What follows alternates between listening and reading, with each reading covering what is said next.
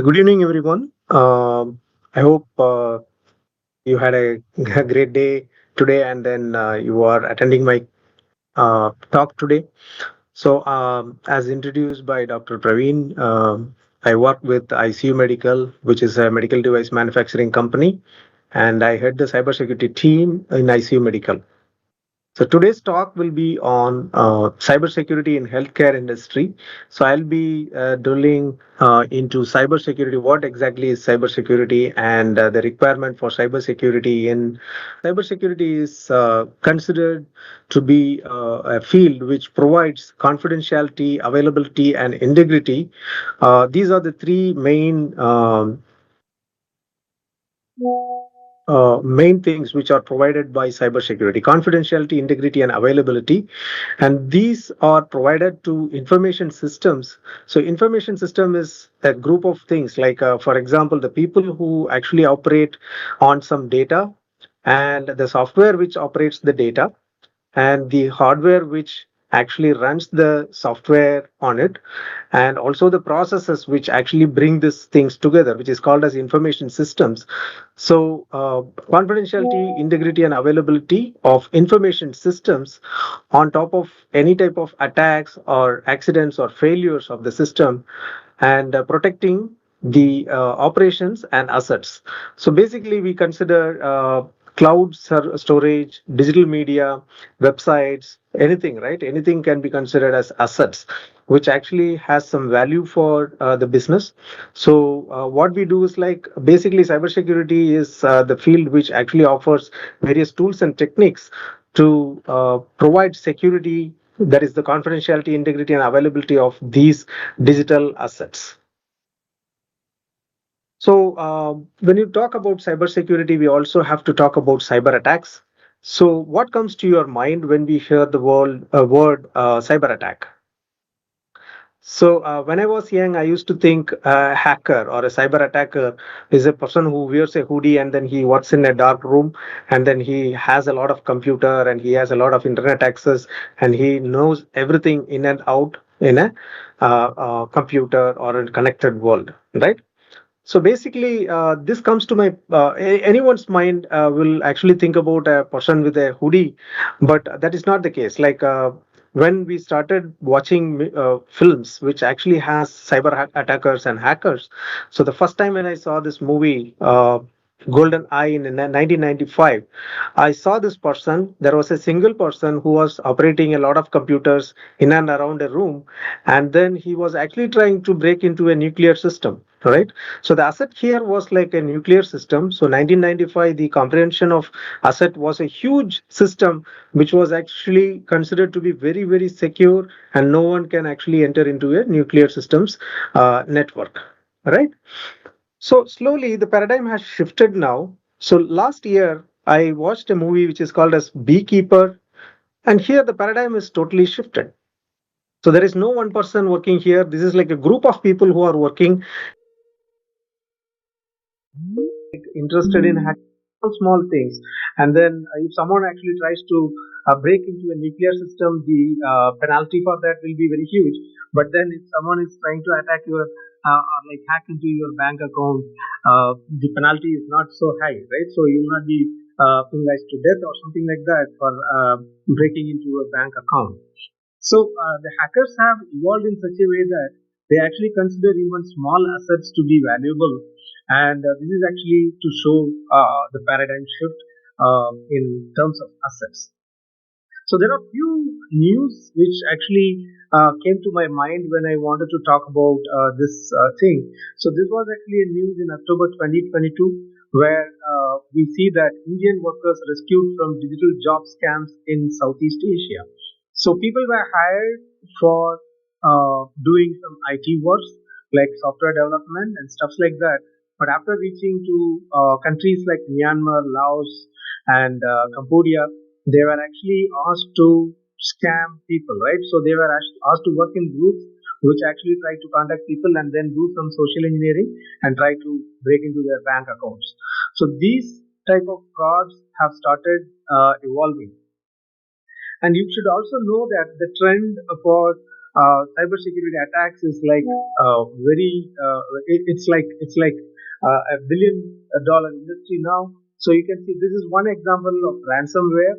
So where the global ransomware damage cost is being predicted to be $275 billion in 2031. So this is actually the news in April 2025. So you could see like what's the scale of this. This is one single attack, ransomware attack, and even today I saw like a couple of ransomware news. One of them is in a pharmacy industry, and the other one is like in a development company, right? So ransomware is like a huge market for software attackers, and this is also a trend these days. And moving on to the latest trends, like you could see like 87% of this is actually a news by Digit News. You can see like 87% of firms these days have been hit by AI cyber attacks. So what is this AI cyber attack? So typically what happens is like people do it manually, right? So you need to find out an open port in a system and then see if a port is open, and then you try to see whether there is a vulnerable piece of code running there, and then try to insert a piece of code and execute your malicious code inside a system. So now this was done manually long back, and even like very recently people were doing it only manually, but now with the help of the improvements in LLMs and stuff like that, you will be able to generate automated requests and automated scanning, port scanning, and then see whether some of the vulnerabilities can attack, and these things can be automated in an effective way. So it seems like going forward, most of these cyber attacks will be powered by AI. Now the next question is like, who carries out these cyber attacks, right? So basically there are two different types of hackers. One of them are like spies, and the other one is like hackers themselves. So what does spy do, right? Spies actually work for companies, or they also work for different countries, and they try to get the information about a different company or a different country, right? Um, and what actually is interesting is like military secrets, right? So spies are like almost we consider them as like ethical, and then they actually work for national interest. So basically, military secrets are the main assets for them. And information on advanced research is also available for these spies, right? So the raw wing is a lot of information about the cybersecurity attacks which are happening, and then they actually try to prevent a lot of vulnerabilities or like attacks which are being targeted towards our critical infrastructure. So the other thing is like spies, they don't worry about any hardship. They actually even uh,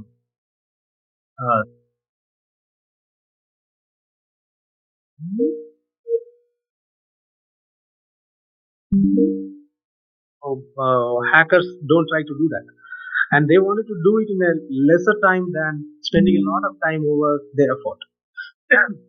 So they also attack with a very little effort. They don't try to pump in a lot of energy, like taking the help of supercomputers and stuff like that, but rather they try to get access to small mobile phones, like you would have heard about bots, right? So they actually try to make use of a lot of mobile phones which are like very very small in computation power, then club together to get a great power from there. So what type of tools the cyber attackers use? So these are like very very standard tools, or like softwares, or like techniques which they use. So first one is like malicious bots, which we may know. Like most of the time we see some unwanted exe running in our Windows operating system.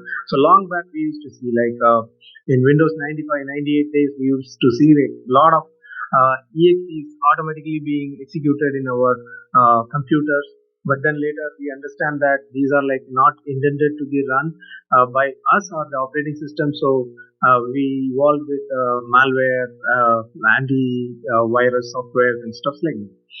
So malicious bots are used for extracting the computation power from any computing device, right? And ransomware is like we'll dive deep into ransomware, and keyloggers are used for identifying what is being pressed in your computers or laptop. These are like malware types of malwares, right? So these are like extensions of malwares with different purposes.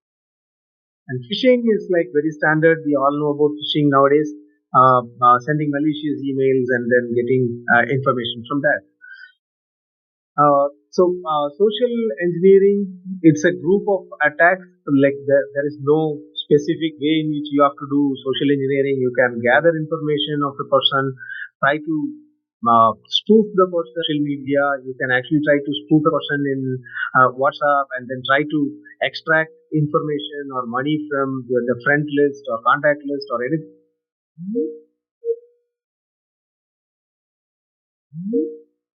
from you, and then try to make use of the information they have gathered to attack and or like to fool someone around, right? So these are like some examples.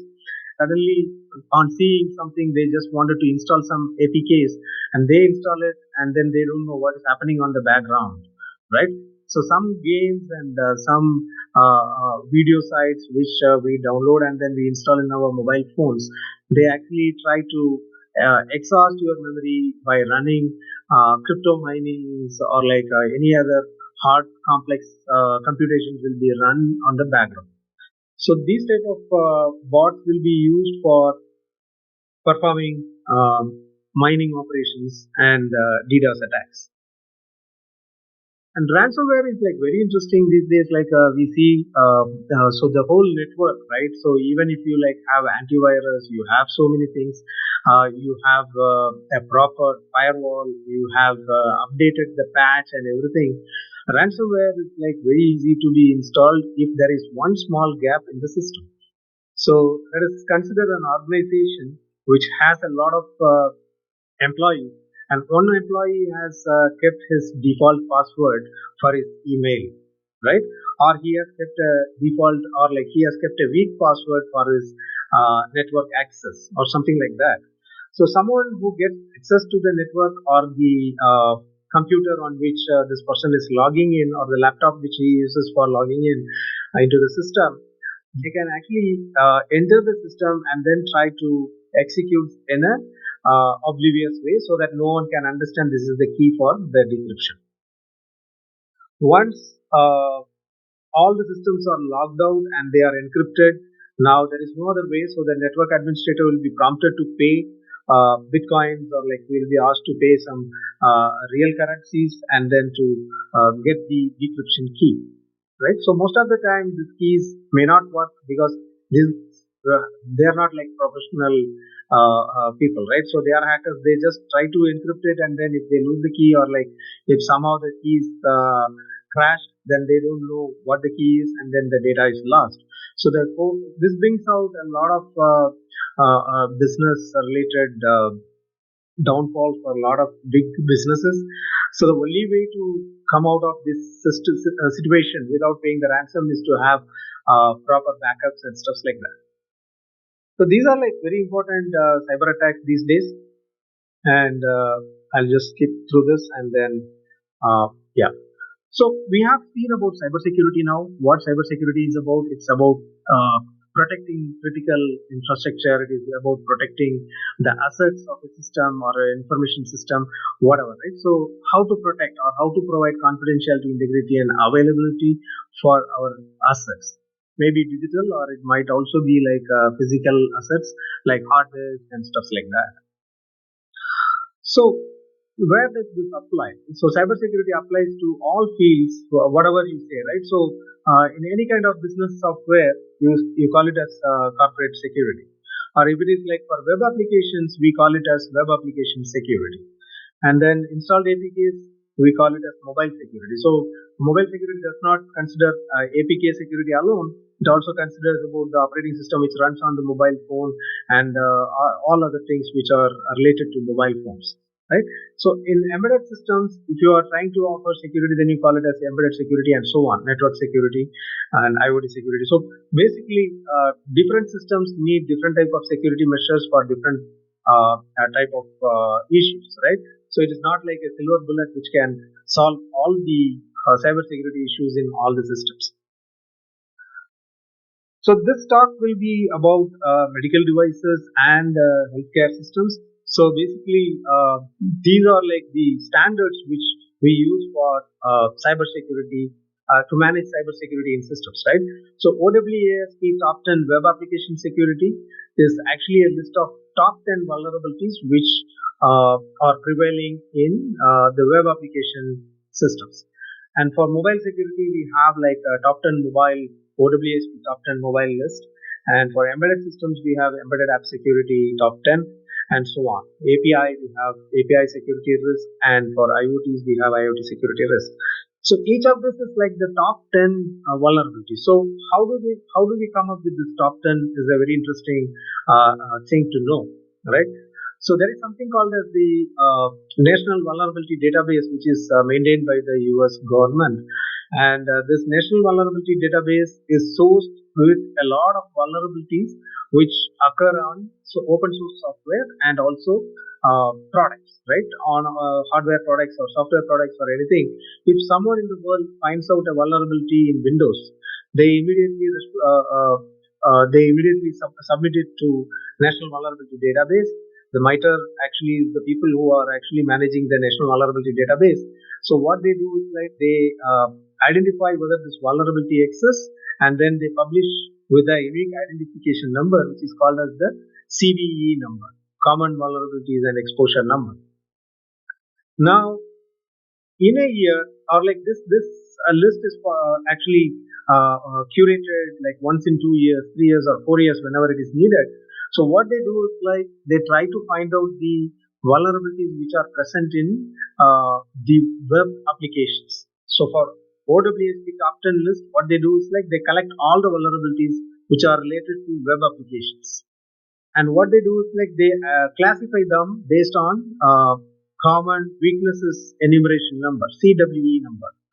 So a common weakness enumeration number might be like remote code execution error, right? Or null pointer reference error, or double free error. So these are like common software errors which can actually lead to a security issue in a system.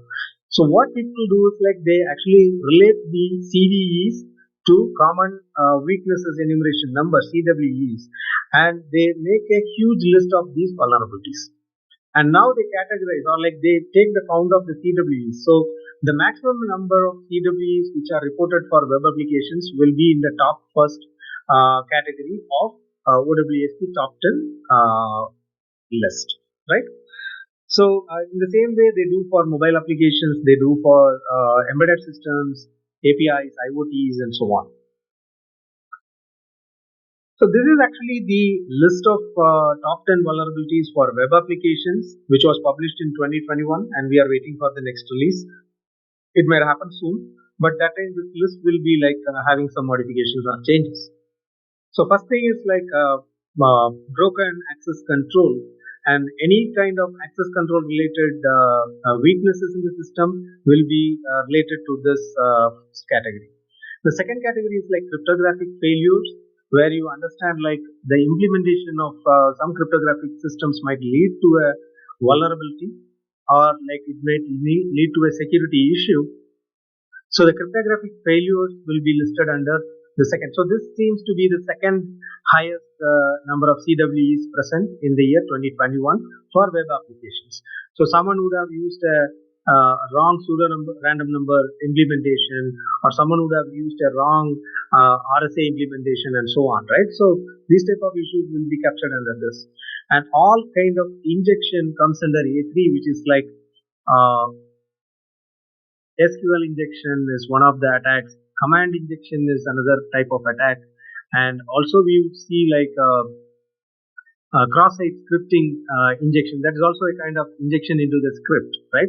So basically there are a lot of injection type of vulnerabilities which can actually be done on web applications. And this injection is a representation of all these kind of injection errors. And so on. You could see like insecure design, security misconfiguration, vulnerability, and outdated components. So basically, if you are using an outdated open source software which is not being supported, and then that will also be listed as a CWE, which is like sixth largest number of CWEs in 2021, and so on, right? So there are like a lot of these vulnerabilities, set of vulnerabilities which is being clubbed together, and then this actually forms a top 10 list. So any vulnerability which is identified and in this category in your system will be having a very high priority to be triaged and then to be done, right? It has to be fixed immediately if it is in the top 10 list. So this is one of the recommendations and standard for web application, and then the same way we have it for mobile application. We have a 10 different type of items here. So here you could see like security misconfiguration is common to OWASP top 10 as well as mobile top 10, right? And same way you could see like for this is for the embedded application standards. So here also you could see somewhere there will be a misconfiguration. And this is actually for top 10 API security risks. So here also you could see like security misconfiguration. So security misconfiguration is a common thing which actually is present in all these OWASP standards. So typically what accounts for security misconfiguration is like the system might be very, very secure, but then you configure it in a wrong way so that the wrong people can enter the system. All right. So security misconfiguration, one of the examples or like very widely spoken example for the security misconfiguration is the use of a weak password or like a default password in the system, right? So every system, every information system comes in with a default password. So the first time when you want to use a system, you need to actually punch in a default password, and people don't actually change it, right? So the modems in our home will come with a default password. The ATAL modem or like the Geo modem comes in with a default password, and the person who comes to install it, if he does not ask you to change the password, it will be having the default password 123456 or something like that, right? Which is very easy to guess. And then most of our routers will be open, and someone wants to configure the router, they can easily access your router by just punching in this password. That's it. It's straightforward, right? So security misconfiguration is like there will be a lot of configuration in the system, but you need to actually configure it in the right way to make it secure, right? So there will be TLS enabled in the system, and then by default you will not be enabling TLS. So if you have the default configuration and then running in the real time, TLS will not be enabled, so any man in the middle attack can happen in your system, right? So these are called as like security misconfiguration.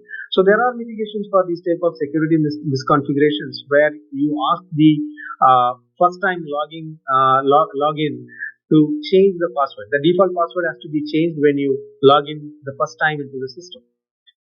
So these are some techniques to avoid these type of attacks. So I just wanted to brush up or like just show these things, which is like the top 10 in various categories for information systems.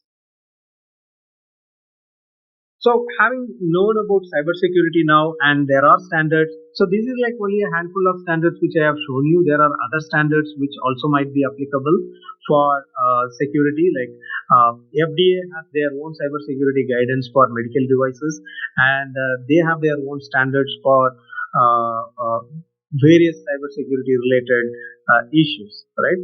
So based on their guidelines, we need to build the system and we need to actually test the system so that the system actually adheres to the guidance is provided by FDA.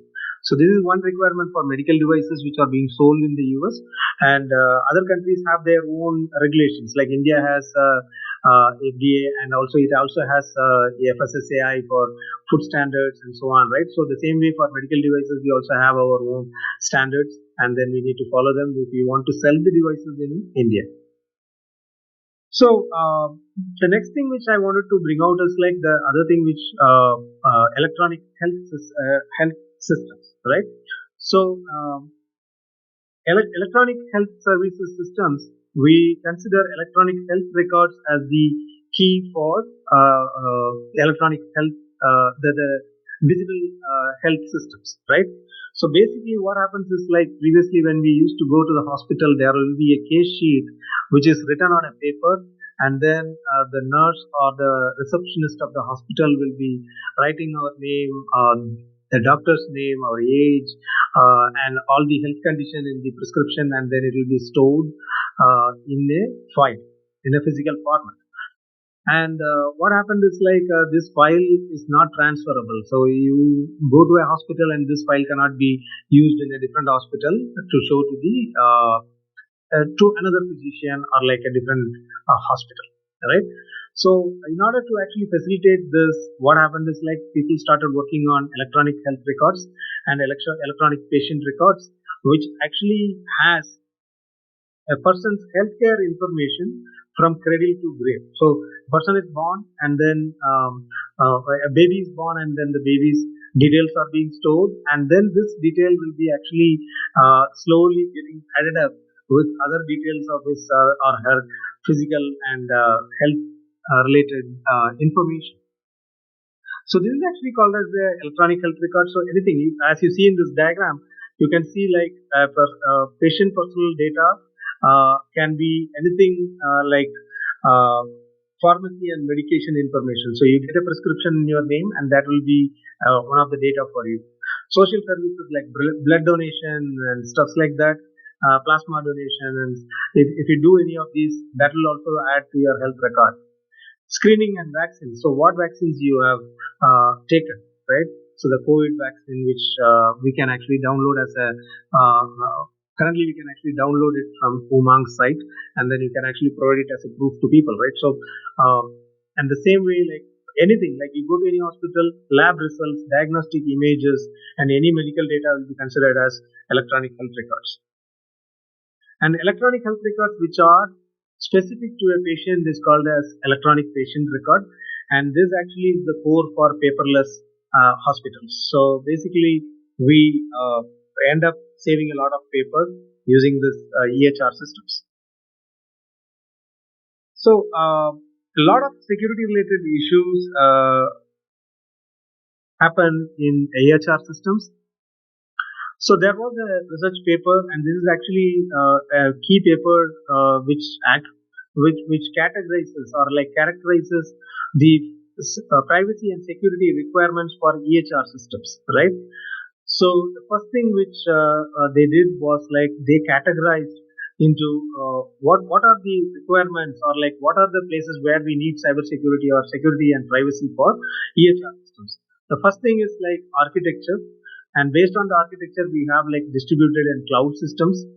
And for access control, what are the different ways to provide access control for EHR systems? They came up with role-based access control, identity-based, and attribute-based systems. And how do you get emergency access to the data? So for that, they have few identified few techniques. And for sharing of information, how to share the EHR system to a different hospital, to a different doctor or physician, whatever. So how to share the information among people, and how to search on encrypted EMR systems, right? So these are the classifications which actually talks about a lot of privacy and security related things. So in order to achieve these things, we need a lot of cryptographic protocols, and we'll see one by one going forward. So based on the architecture, what happens is like this is actually for distributed architecture. So the healthcare data is mostly distributed. We go to different hospitals, and then we have different information in different hospitals which are being stored, and then we use it for different purposes. So the EHS system is stored in multiple institutions. This architecture is like distributed architecture works very well because we can access the medical data from one hospital from a different hospital, right? So here the key point is like trust management and trust negotiation. So if you want to actually access the medical records from one hospital, uh, it has to be sent, it has to be approved, right? So the data is actually present in one hospital and the different hospital request for your health record from the other hospital, it has to be approved. And the first thing is like it has to be managed, like we have to trust, like the hospital one has to trust the hospital two, and then trust management has become a very important point here. And how to negotiate trust, like you need to say that okay, I need access to only this person's information and specific to his illness from this date to this date, right? So how to negotiate on the trust, and then who actually can access this data. So all these things can be achieved using cryptographic primitives, and they are actually implementing it using TLS communication here. So here if you see, this is actually a distributed architecture where your data is actually present in the EPR systems, which is actually present in various hospitals, which is encrypted. So all this data is like encrypted, and there are a group of people who are associated with each of these hospitals. So these people, this set of patients will have their records in this system, and so on. So different groups will have their records in the different hospitals. So now what happens is, like in India we see this, right? So if you go to Apollo, you'll have a different EPR system where they have their own database and they keep the data themselves. And if you go to Kaveri Hospital, you will have a different set of. And if you go to Fortis, they have their own setup and they have their own EHR system. So it is not interoperable, right? So one system cannot, like the one data from one hospital cannot be actually easily shifted to a different hospital because they have their own EHR systems, and then the formats even don't match, right? So let us consider a scenario where this patient who is affiliated to hospital 1, for some reasons he had to go to hospital 3. So what he has to do is like he has to make a request. So we need a central server so that these hospitals are affiliated to a central server, and only then the data can be easily exchanged with trust and trust negotiation, right? So the hospital management has to log into the main server, and now the server actually recognizes this person, this hospital, because it is a TLS communication. There are certificates being enabled. There is a root certificate which actually certifies the public keys of both these entities, and so the same way, hospital 1 is also a trusted entity to the main server. So what happens is like there is a mutual communication channel established between these two hospitals now. Now there should be a trust negotiation, which reports have to come to this hospital and which reports needs to be screened from this hospital. So all these things can be achieved using cryptographic primitives for negotiating trust. So the EMR system over the cloud, you see, like it comes with all the advantages of the cloud model. So as we all know, like we have public cloud model, we have private cloud models, we have hybrid cloud models, we have community cloud, and so on. So the advantage of using this cloud model is like it is very very cost effective, and you pay per use, right? So you don't actually have to own the hardware, or like you don't have to run it all the time. Only as per use you will be paying for the services. And it is also like it provides stability, scalability. You can actually include a lot of hospitals in your chain, and then you can actually go ahead, and then it is scalable. And these are the inherent properties of like using the cloud infrastructure. But there are like cybersecurity or security issues when you go to the cloud.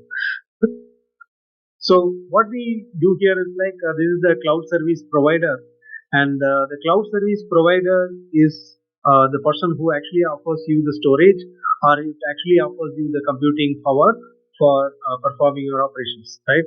So Amazon's EC2 instance, or like Azure by Microsoft, all these are like cloud service providers.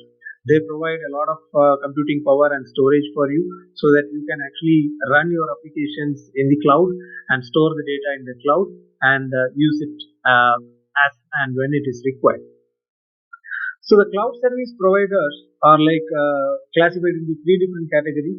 The first one is like trusted CSP. So as you see, like it is like fully trusted service provider, and you understand that you have a service level agreement.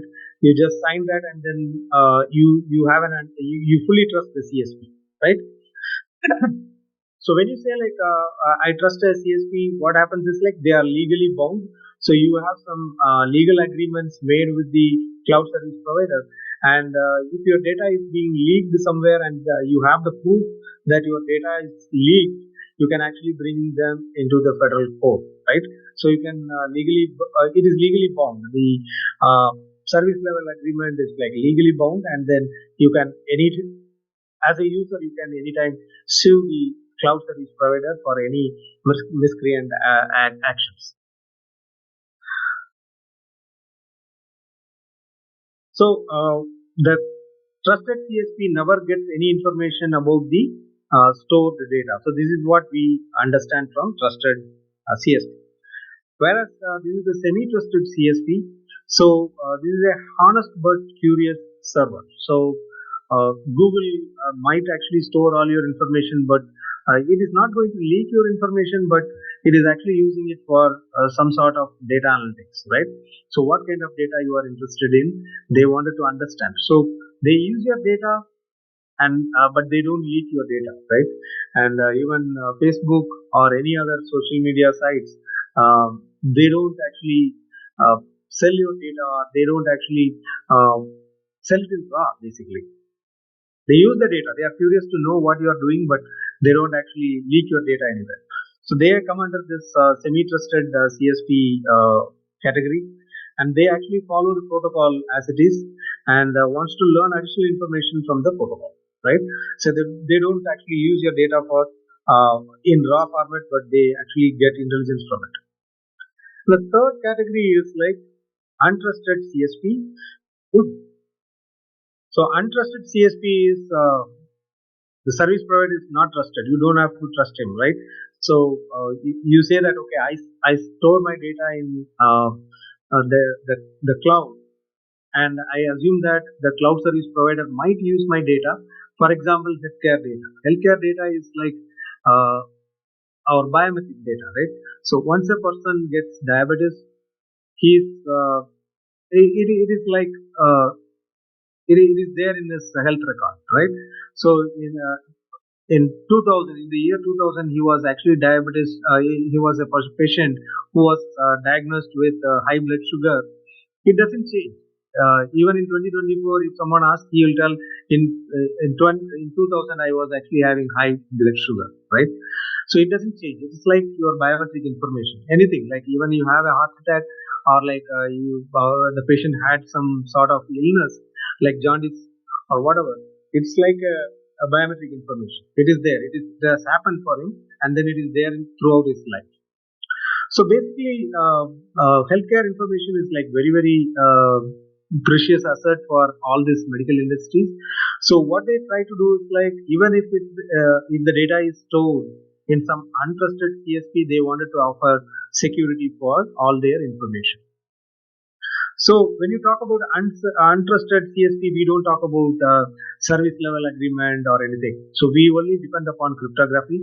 So we go for privacy preserving techniques. We use encryption, we use access control, and then we also use integrity of data. Right. So all these things have to be offered. The data owner has to actually take care of all these cryptographic needs, and then store the data in the cloud where it is not secure, right? So these are the three types of service providers, and the major requirement for cryptography comes under untrusted CSPs. So we have talked about the architecture. We have also talked about the uh, cloud service provider, and where exactly cryptography is required. And the next one is like access control. So when you talk about access control, who accesses your data is main concern when it comes to medical records. So the right person has to get the right information at the right time. So that is why we need this access control mechanisms. and there are three different ways in which we provide access control: role-based access control mechanism, identity-based access control mechanism, and attribute-based access control mechanism. So these are the three types of mechanism which are identified for providing access control for medical records. So in role-based access control, what we do is like we restrict the system data infrastructure access to unauthorized people using pre-assigned role. So each person in the system will be given a pre-assigned role. For example, I am working in a hospital and I am a nurse, right? So what happens is like nurse gets some access to some of the information, and if I am a doctor in the same hospital, I get access to different information in the hospital system, right? So basically, what we do is like we try to identify the role for the uh, for the system, right? If it is a hospital system, then you see doctors, patients, nurse, researchers, admin, etc. If it is like a library system, then you find out like people like students, librarian, the headmaster, the teachers, and so on. Different people get different types of access in the system, and so on, right? So basically, we actually consider role-based access control very powerful. So you can see here, like this is the pool of users on the left side, and in the middle you can see the roles, and we need to find out what rights can be assigned for each roles. So we don't actually assign rights to the person. Rather, what we do is like we create roles and then we actually try to provide access to the roles, right? So the first thing they do is like in role-based access control, for each role, what is the rights offered to the role? So it's a doctor, and doctor can view patient information, doctor can enter patient information, update information, etc. So he or she can do any of these things in a hospital system. And when you see here, like the role of a nurse is like very limited when compared to the doctors. So view patient information, sensitive clinical information can be seen, and nurse can access only these two. Nurse does not know how much bill amount is being levied on a person or a patient, right? So basically, it is like that. Look, the patient will have their own access. They can actually view the patient information. They can send or share the patient information to someone, and bill information is also given to the patients. And researchers get only information to research information. They don't get access to all these information in a hospital system, right? So these are different roles, and they try to actually map to different rights, and then we assign the person. Each user will be assigned a role in the system. So this user is a doctor. So basically, this user will be having all these rights. So this way, we can actually increase or like reduce the role, the rights to the role, and then it with a very minor change, right? So a person is already marked as a doctor, and now if you just want to add research information to doctor, what happens is like you just need to change the roles and add this research information for this role, so that you don't have to go and work on users.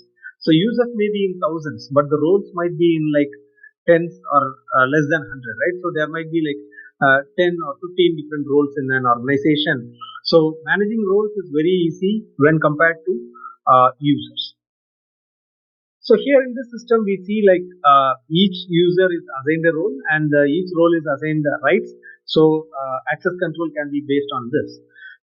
Now, how do you provide access control here, right? So it's very easy to draw a diagram like this, but then how do you provide access control for each of these roles is like a typical question, which is answered by the implementations, right? So one of the ways to implement this is like using Active Directory. Active Directory will actually find out the assets in the system and then provide which assets can be accessed by which roles, right? So typically we need to find a mapping, and this uh, becomes a map, or like it becomes a policy for the system, and this policy has to be adhered. So whenever a person logs in into a Windows system in an office or a college, if the student, if it is a student login, then what happens is like he or she gets only a very limited access to the network. they cannot actually access the web page information stored by the college or something like that. They will be limited to only the library access and only for lab practicals and so on, right? So the same way, this has to be made as a policy, and this policy will be present in the policy server. And each time you log in, you will be provided access to only those systems which you can access. So this is actually done by Active Directories in Windows, and LDAP is like lightweight directory access protocol. LDAP is actually widely used in the industry for access providing. The second type of access control is like straightforward. Like we don't have any of these controls. Like it is just using the identity of the person, right? So identity may be anything. Identity may be the telephone number, email address, or social security number, or an employee number in an organization. Anything can be an identity, and based on the identity, you actually create the private key. So there will be a escrow or a trusted entity which is providing the secret keys for this is the people in the system. So they have to register with their commonly known mobile number and email address, and then get the corresponding secret key. And using the secret key, they can access anything in the system. So there is no you don't have any assets or anything mapped to it, but it is just like using the keys, secret keys for accessing the system. So this is actually provided by identity-based encryption systems. So this is actually a separate category of encryption schemes where the identity will be the public key of the user, and the private keys of the user will be derived by a private key generator who is a trusted third party. Going to the third system, this is very interesting and a very useful system these days, attribute-based access control in electronic health systems. So what happens here is like access to the system data infrastructure is granted if user has a desired attribute, right? So this is actually one of the main applications of modern cryptography, and it is actually achieved using attribute-based encryption systems.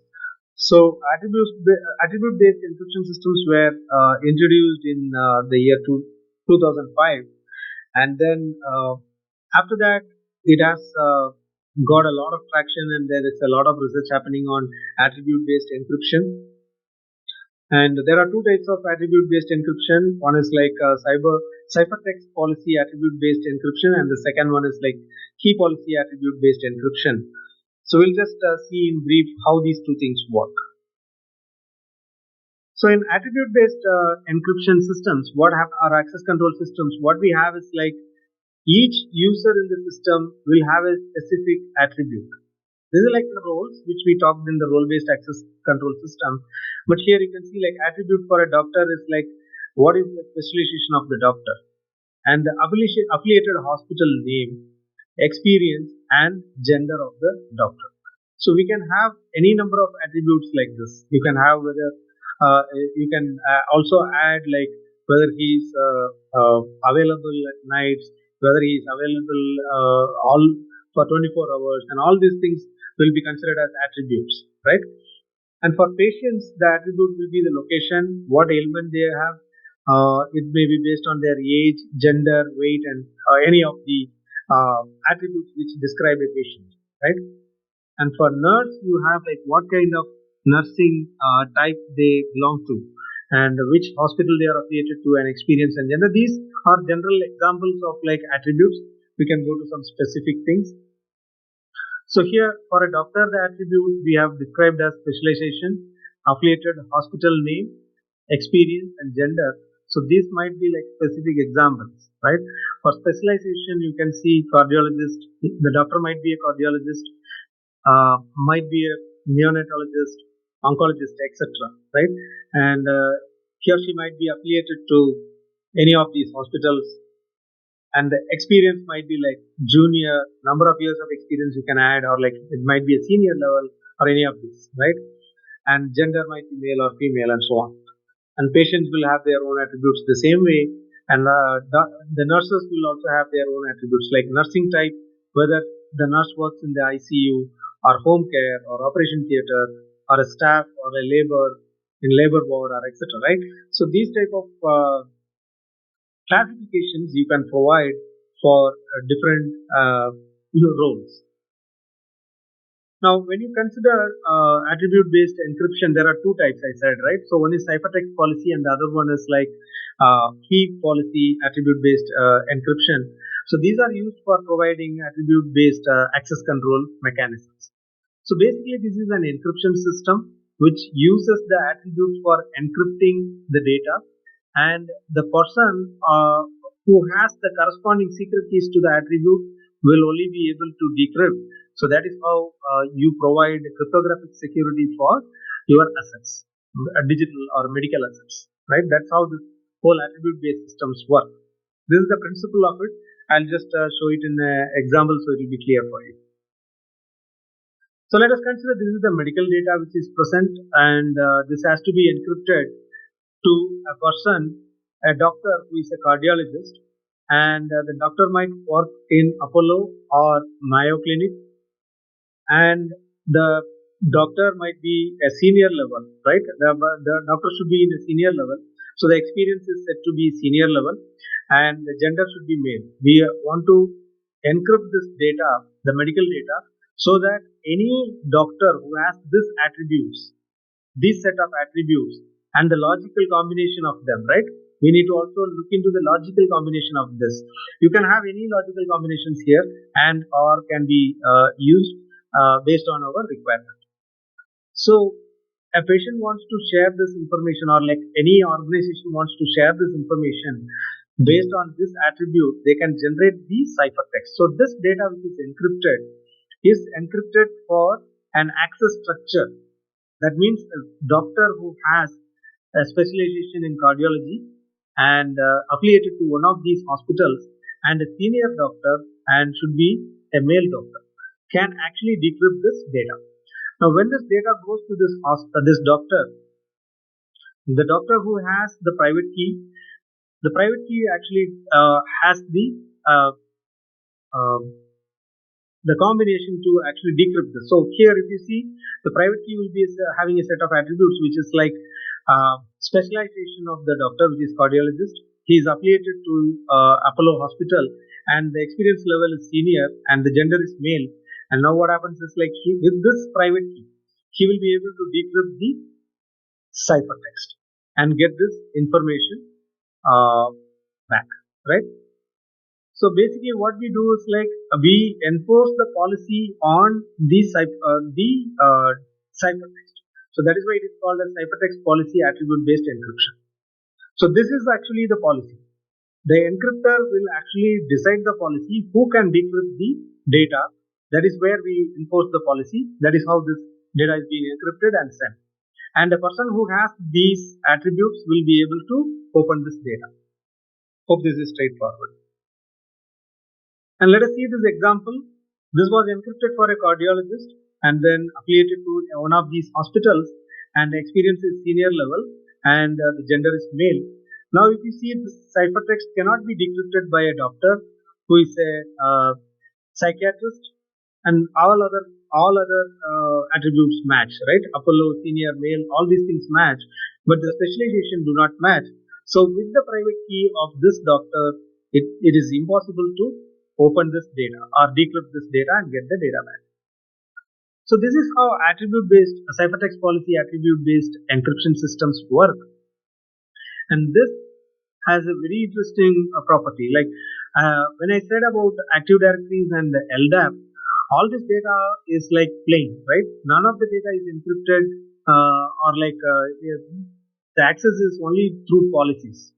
People, the LDAP has a policy which says that this role has access to these data, but the data is not encrypted to that role. It is only like a logical partition between the data and the access. But here, even if someone has like infinite computation power, right? They will not be able to decrypt and then get unless they have the right attributes to decrypt the data. So that is how this cryptographic scheme, the attribute-based systems provide ultimate security for your medical data. So this is just an exercise.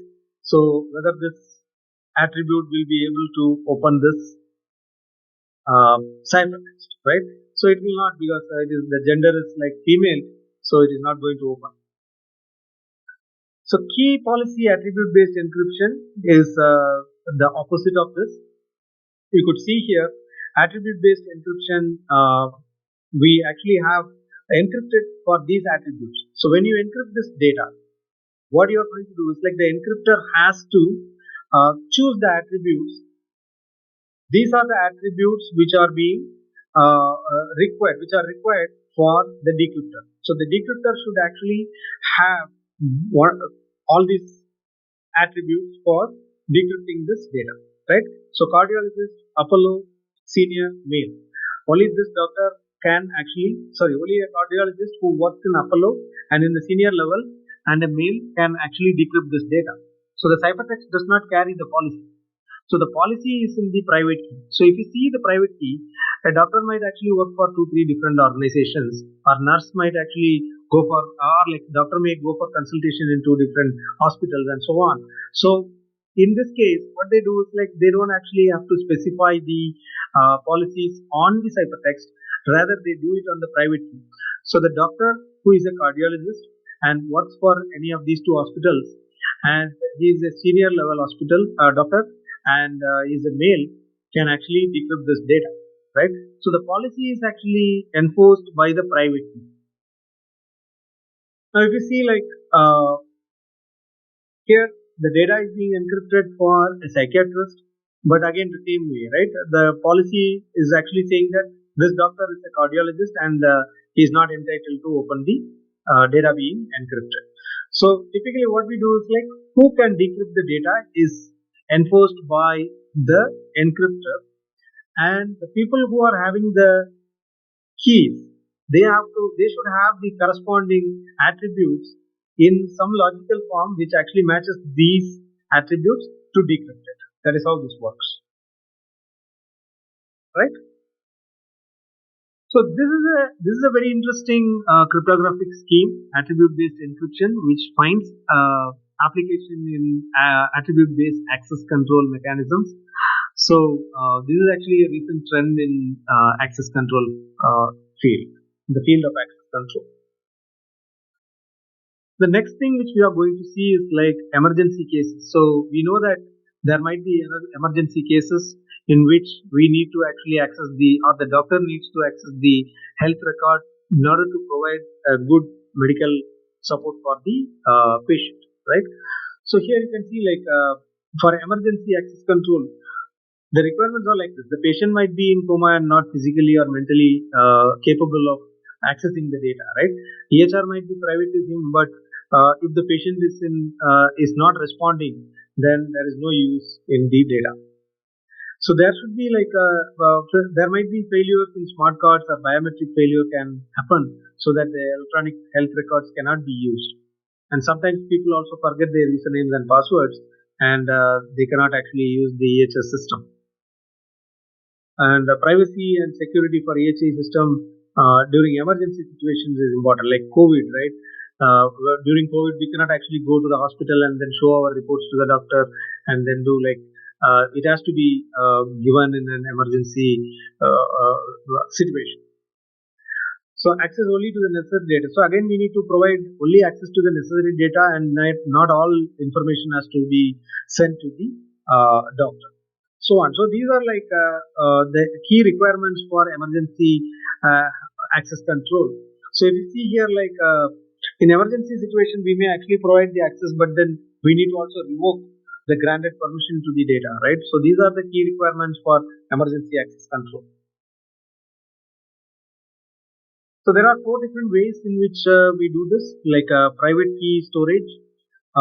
What happens is like a central authority will be escrowing the keys, like for each of the again we need to actually enter into service level agreements and then say that if my medical record is lost, then this escrow, this central authority is responsible for it, and so on. And for smart cards also, we have like we can use additional information for accessing the smart cards, like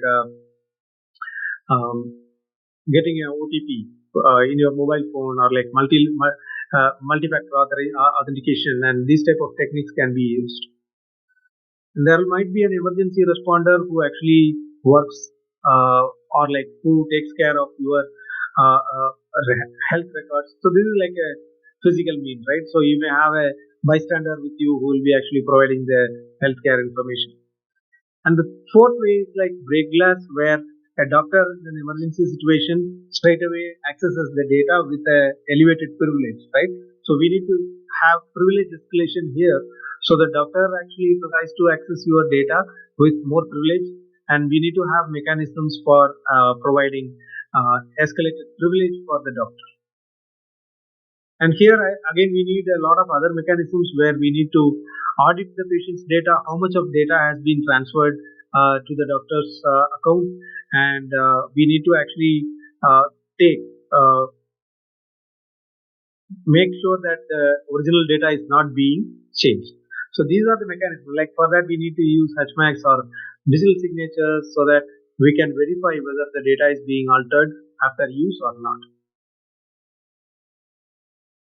The next thing which we need to see is like sharing of medical information. So here we come across like the data has to be shared, as we know, like we need to share the data to various entities. Like we need to provide the data to doctors, we need to provide the data to bystanders and so on. Like electronic health records has to be transferred to people in an efficient, or like shared to people in an effective way and in a secure way, right? So here you can see like there are total data sharing, selective data sharing, and social sharing. So these are the three techniques in which we can actually share the data.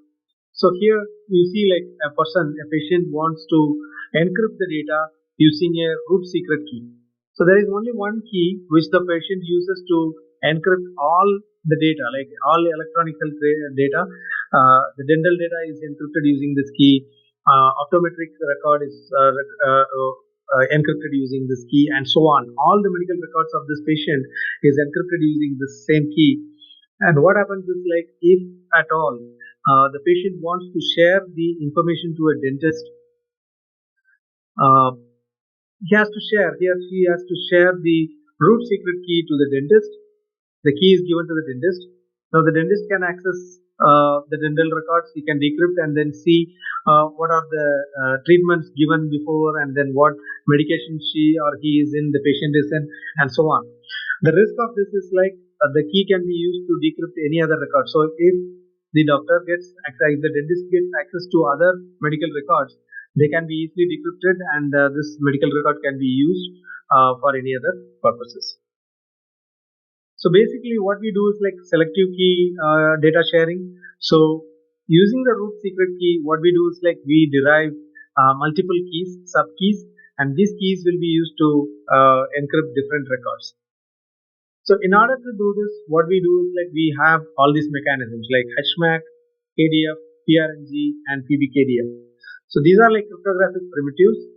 HMAC is like keyed hash message authentication code. Key derivation functions which are, so this is actually HMAC is like a hash function with a key, right? You can use SHA-256 or like any of the standard hash functions, and the MAC is designed in such a way that it actually takes not only the data but also the key, one key as an input, asymmetric key as an input, so that the tag can only be generated or like verified with the help of that secret information and the data. So it is like a digital signature of one.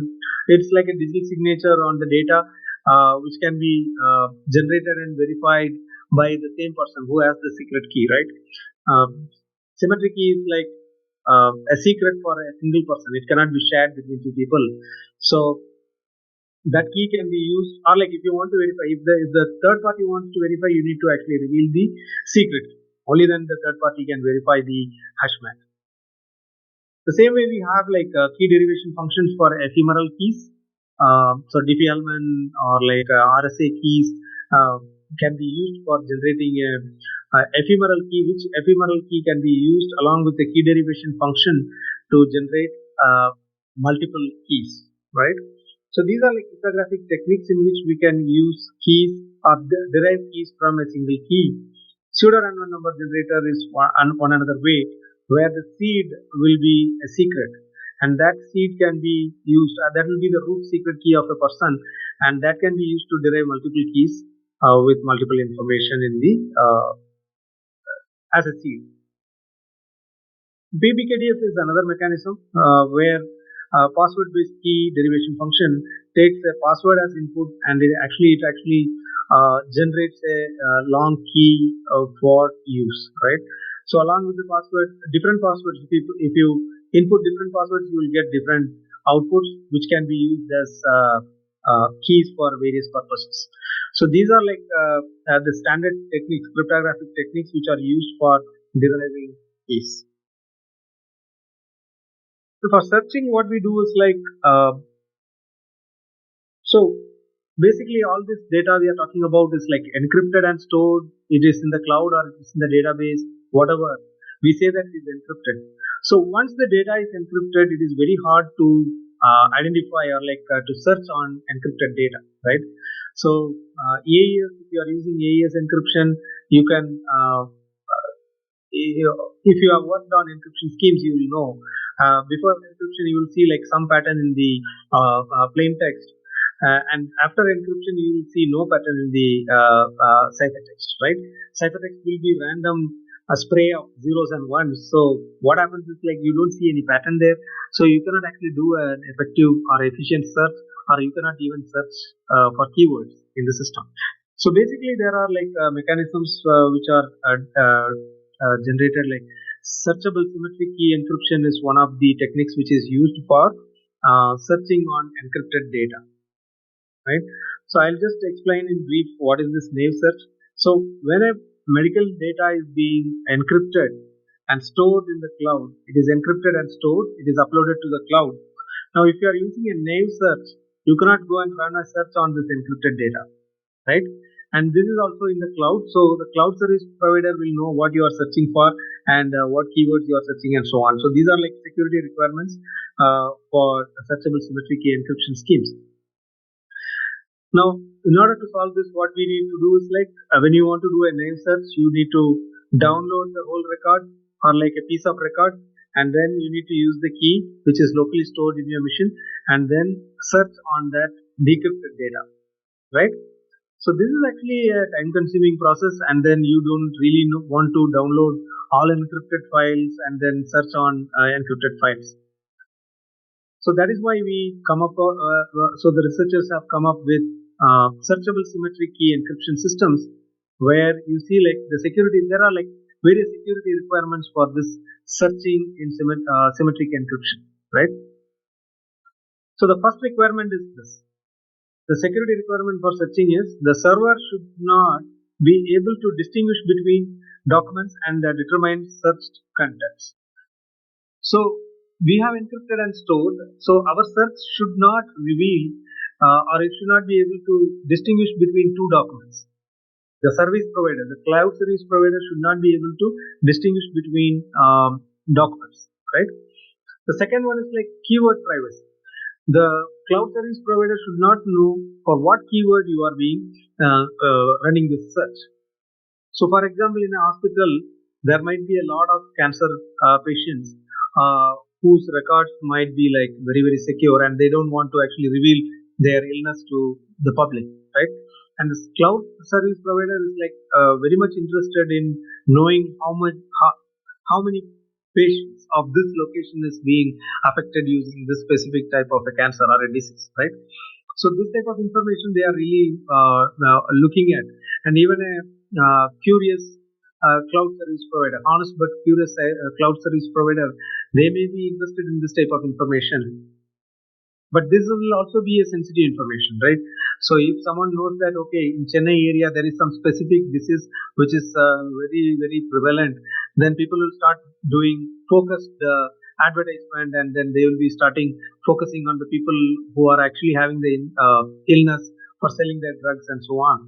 So these type of issues might happen. So what we need to do is like we also need to provide privacy for the keywords which are being used for this search. So the cloud service provider does not know what keyword is being searched, and secrecy for the query. So any query which is generated, the server should not be able to generate any query. It should be only be able to generate by a secret key, right? The person who is querying will be having a secret information which the cloud service provider will not be having, so that the query can be run only by this specific person who is allowed to run the search, right? So that cloud service provider himself will not be able to run unless he knows the secret information. So the cloud service provider should not also be able to understand what is the outcome of this search. All right. So now let us say there are like 10 records, and out of these 10 records, the search landed up in like 2 records. Now the cloud service provider should not know that okay, this search relates to 2 records, and next time when the search comes, he should not be able to map these 2 records and so on.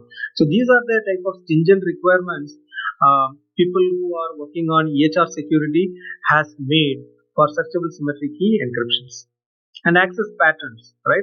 So which documents are being accessed frequently? This should not also be known. So there will be some pattern which is being revealed out, and then the cloud service provider might get some information about access patterns also, and the query patterns also. They should not be able to link two different tokens which are being queried as the same, right? So query patterns should not be also revealed. So these are the security requirements, or these are like very, very interesting security requirements for searchable symmetric key encryption schemes. And people have actually designed schemes to provide or offer all these properties in searchable symmetric key encryption systems. So one such technique, I just wanted to expose you to this bitmap index technique, where what happens is like the medical records are actually initially, before uploading the medical records to the cloud service provider, what we need to do is like it is being the keywords are extracted, right? So from the medical records, the keywords are being extracted, and against the keywords, the records are being mapped. So this is actually called as a bitmap, which has a map between the keyword and the record index. So R1, R2, Rn are all record IDs, which does not, these are like masked record IDs, right?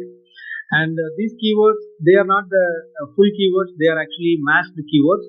And based on this masked keyword, you know to which record, masked record, the keyword is assigned.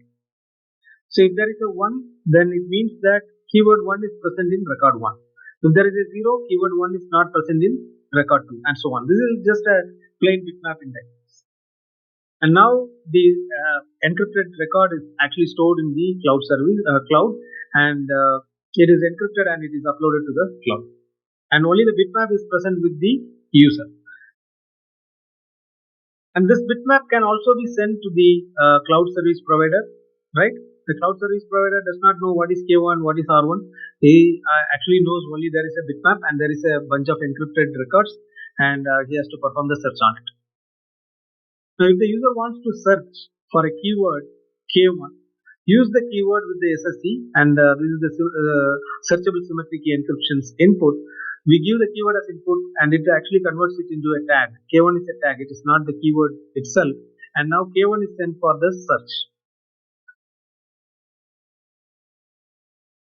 And now it retrieves the values, which records correspond to K1. So R1 to Rn are the records which are being mapped in the bitmap, and these records are being retrieved and then sent to the requester. So now the problem is, right, so there is a huge problem which was solved recently. What you see here is like the bitmap is actually uploaded to the cloud, and now let us say the person is requesting for a keyword K1, and it is present in multiple files, R1, Rn, like here actually you see like 2 files are there, and now let us say the cloud service provider responds with only one, R1, right?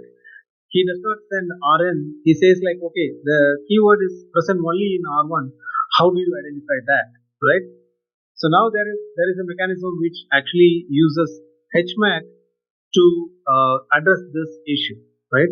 At the end of this, they will be actually generating a HMAC, all these bitmaps which is being generated. So this keyword, if it is present in R1 and R2, R3, then what you have is like 111 and all zeros, and this bit representation will be used in a hatchmark along with the secret key, and it will be uploaded to the cloud. Now the problem is simple, right? It can be solved. Like, no one can actually, the cloud service provider cannot do, because he has to actually send the records as well as the HMAC, which can be verified at the receiver end. The receiver has to verify the records. He has to decrypt the record and then check whether the HMAC is like valid. So this is an advancement in this field, and this is how we do searching. So until now, we have seen like various cybersecurity or privacy related issues in electronic medical record systems. And I just wanted to also expose you guys to the design principles which we have used in medical devices. So which actually helps in providing cybersecurity to embedded systems and IoT systems which are used in medical field, right? So typically, the organization which I works on, or like we actually manufacture medical infusion pumps, and these medical infusion pumps are used for infusing drugs to the patients, right? So you would have seen drips in hospital, which is used for infusing saline water or like medication to the patients. So these infusion pumps are like embedded devices which actually run on Linux or Android operating systems, and they actually are used for infusing drugs in a precise rate, or like it can actually precise quantity to the patient, so that delivery will be like very precise. That is the idea here, and these applications have to be verified whether they are secure to run on a remote environment like a hospital, right? So I will quickly go through these slides, and then we'll see like. So these are the main design principles which I wanted to expose you guys to. So security by defense in depth is one of the key techniques which we use. Principle of privilege, separation of duties, security throughout the life cycle, and simple to use systems, and use Kirchhoff's principle. So these are the main design principles which we use in medical devices. So security by defense in depth can be easily understood by this diagram. So there is a castle, and in order to actually safeguard this castle, what we do is like the people initially they build walls, and these walls are not very safe. So people can drill hole on the wall, and then they can easily enter into the castle, right? So the next thing they did was like they actually made a pond around the castle, and then they filled with water, and then they understood that people can easily swim in the nights without being observed, and then they can actually try to drill a hole on the castle and then enter the castle, right?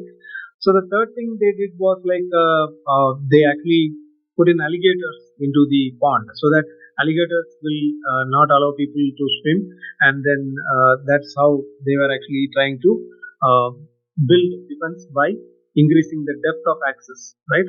So this is actually a classic design technique for security.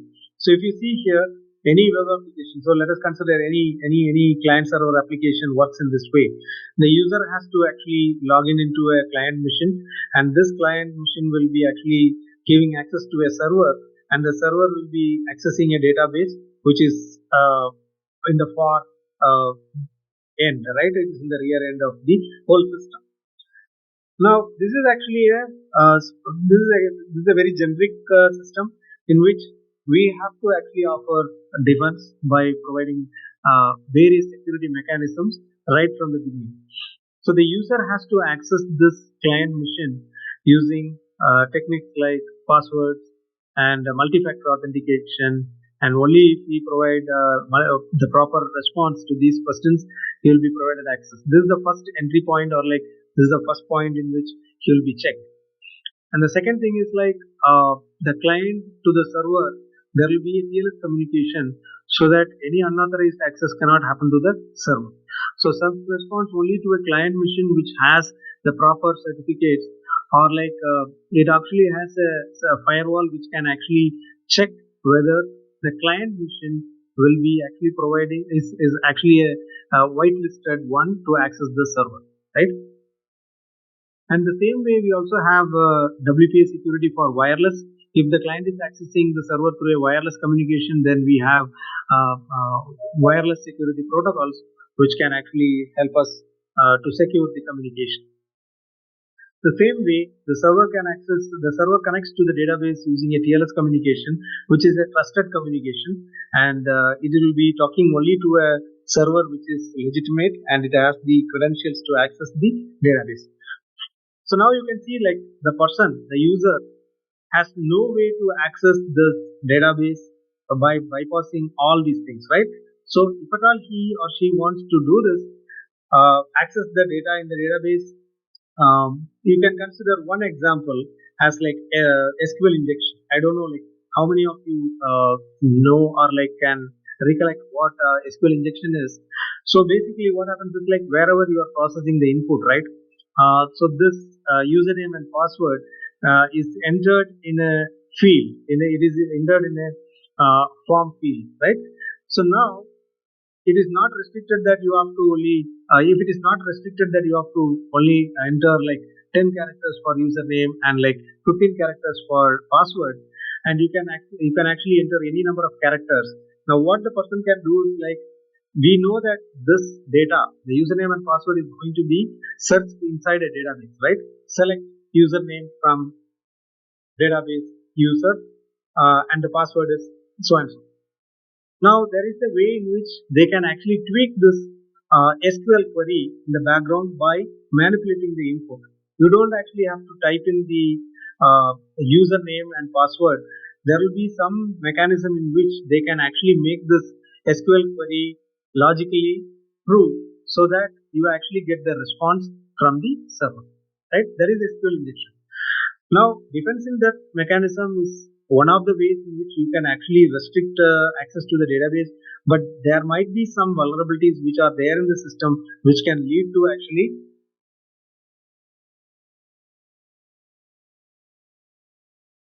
which can lead to break in the systems, right? Uh, just a minute.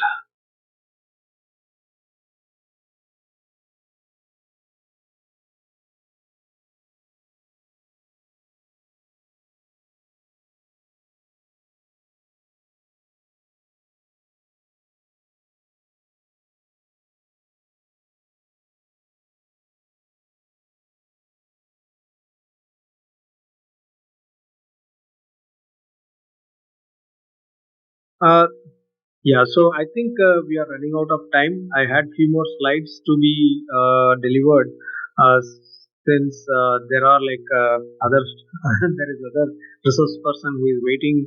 So I'll just quickly skim through the slides and then I'll just close the session, right? So the second principle which we use is like principle of least privilege. So don't give anything by default, right? We need to actually provide access only when it is required. We have to restrict all these accesses like SSH, FTP are like very dangerous permissions for a system. So we need to actually restrict all these accesses. And the security has to be thought throughout the life cycle of the system, and it should not be actually considered only during the development or only during the design phase or anything. So it has to be considered throughout the system, and then it has to be security has to be considered when it is being installed, when it is being tested, when it is being in the production, and even when the requirements are gathered. When we are designing a medical system, we need to actually understand what are the requirements and what are the security requirements for the system.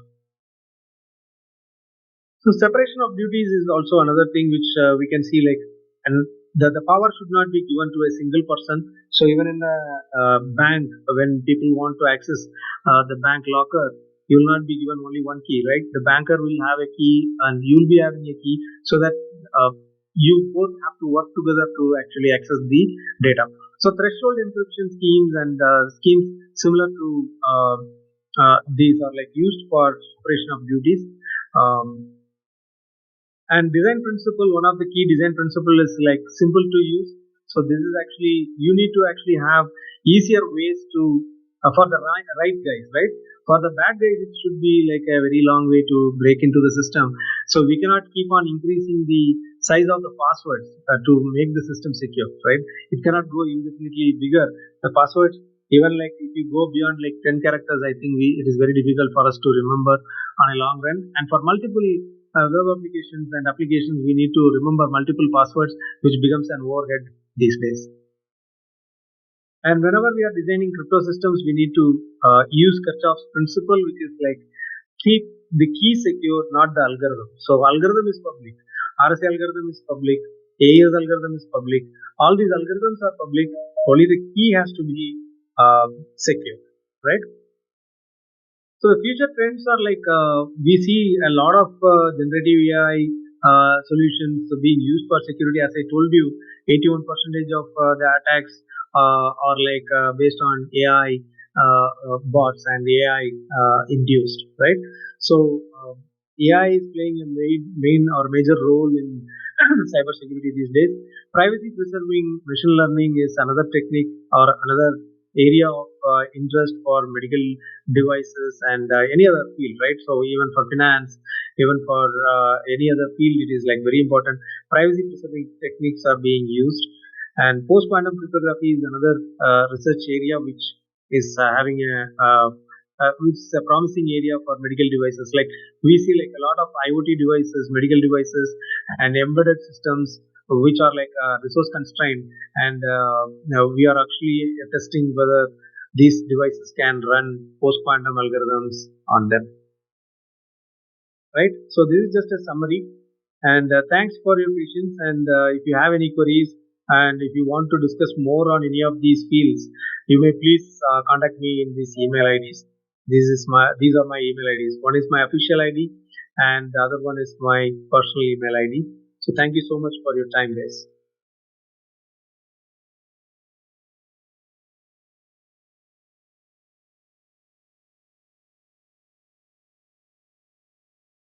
Am I audible? Am I audible? Am I audible? Yes, I hear a lot of echo. Vivek, thank you for your wonderful session, Vivek. It is indeed a great pleasure to have you as a resource person for the inaugural and followed with the first session. You have detailedly explained us about the complete view of medical IoT system and the security requirements and the cryptographic primitives and basics which are all required, and the models and techniques and whatnot. You have extensively covered everything. Hope all the participants got the most benefited informations. So we thank once again for your valuable time, Vivek. In future, we can again connect and hope all the participants can reach Vivek again. Dr. Vivek is cybersecurity specialist. He has completed his PhD from IIT Madras. So for any kind of collaboration, you can hope Vivek is open to collect and collaborate. You guys can use this opportunity. Thank you, Vivek. Thanks for your Thank you so valuable much. time. Thanks so much for your invitation. And then I hope it was a delight for people who are interested in starting their career in like security or like cryptography. And if anyone is like willing to discuss more, please feel free to contact me. My contact details are there in the slides, as well as you can reach to Praveen and get my contact. Thank you so much.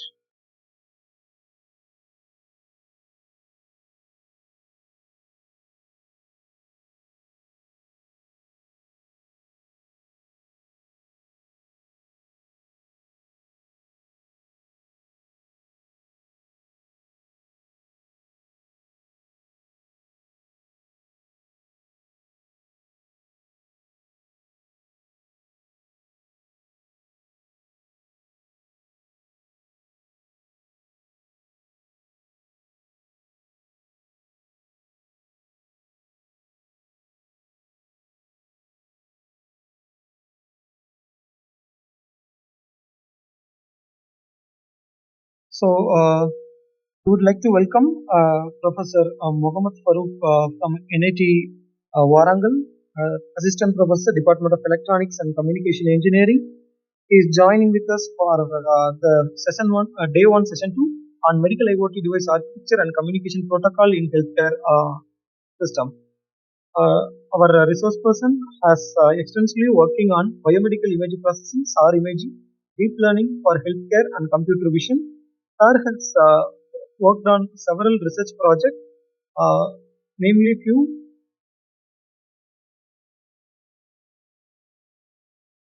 empowering health AI-enhanced remote monitoring for early patients with wearable biosensors and AI-driven telemetry data analysis for enhancing performance in radar and satellite communications.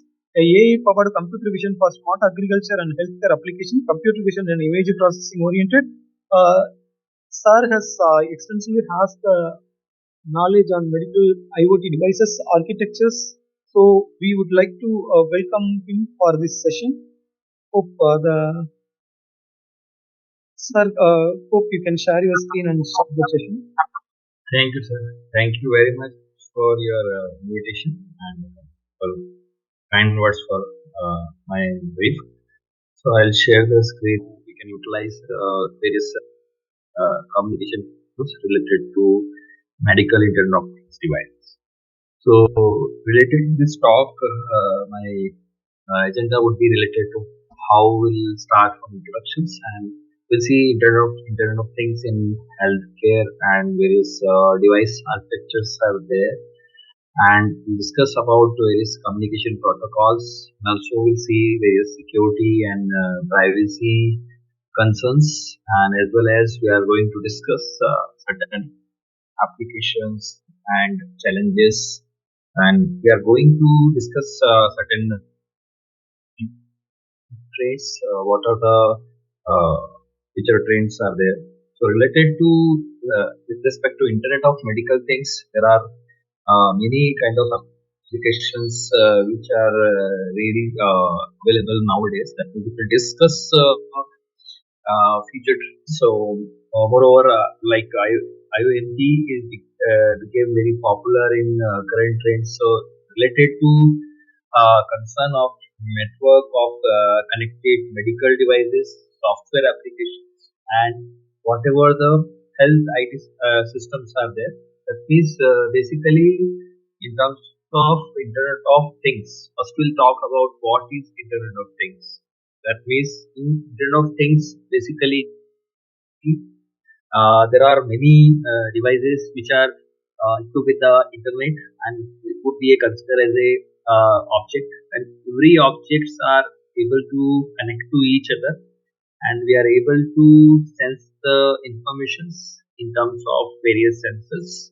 So basically IoT is the major part of the current technology because which we are using like mobile phone or various wearable watches and many devices which are readily available nowadays or oh, like home appliances, many things which we are using. So that means the devices equipped with the internet and that is considered as a network. So network of interconnected devices and that devices are responsible and can collect the data and exchange the data and we can see that act on data through the internet. That means through the devices, all devices are able to communicate each other.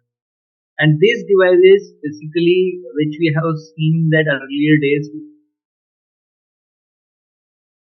sensors plus embedded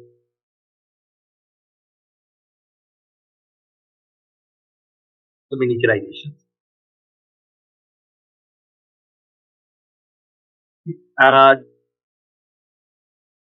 As well as we have seen that miniaturization of devices as well as we have observed that once we have seen that regulation of artificial intelligence has been started. That means we have included AI concept and then we are going to see that the data which is collected devices and the devices are able to uh, uh, with respect to adaptation. That means we can say the devices became smart devices. So system that means sensors became smart sensors, actuators, and system has considered variable appliances. So various devices consist of variable sensors as well as once we talk about healthcare domain. In the healthcare domain, The data which is collected through various medical sensors, medical equipments, which are available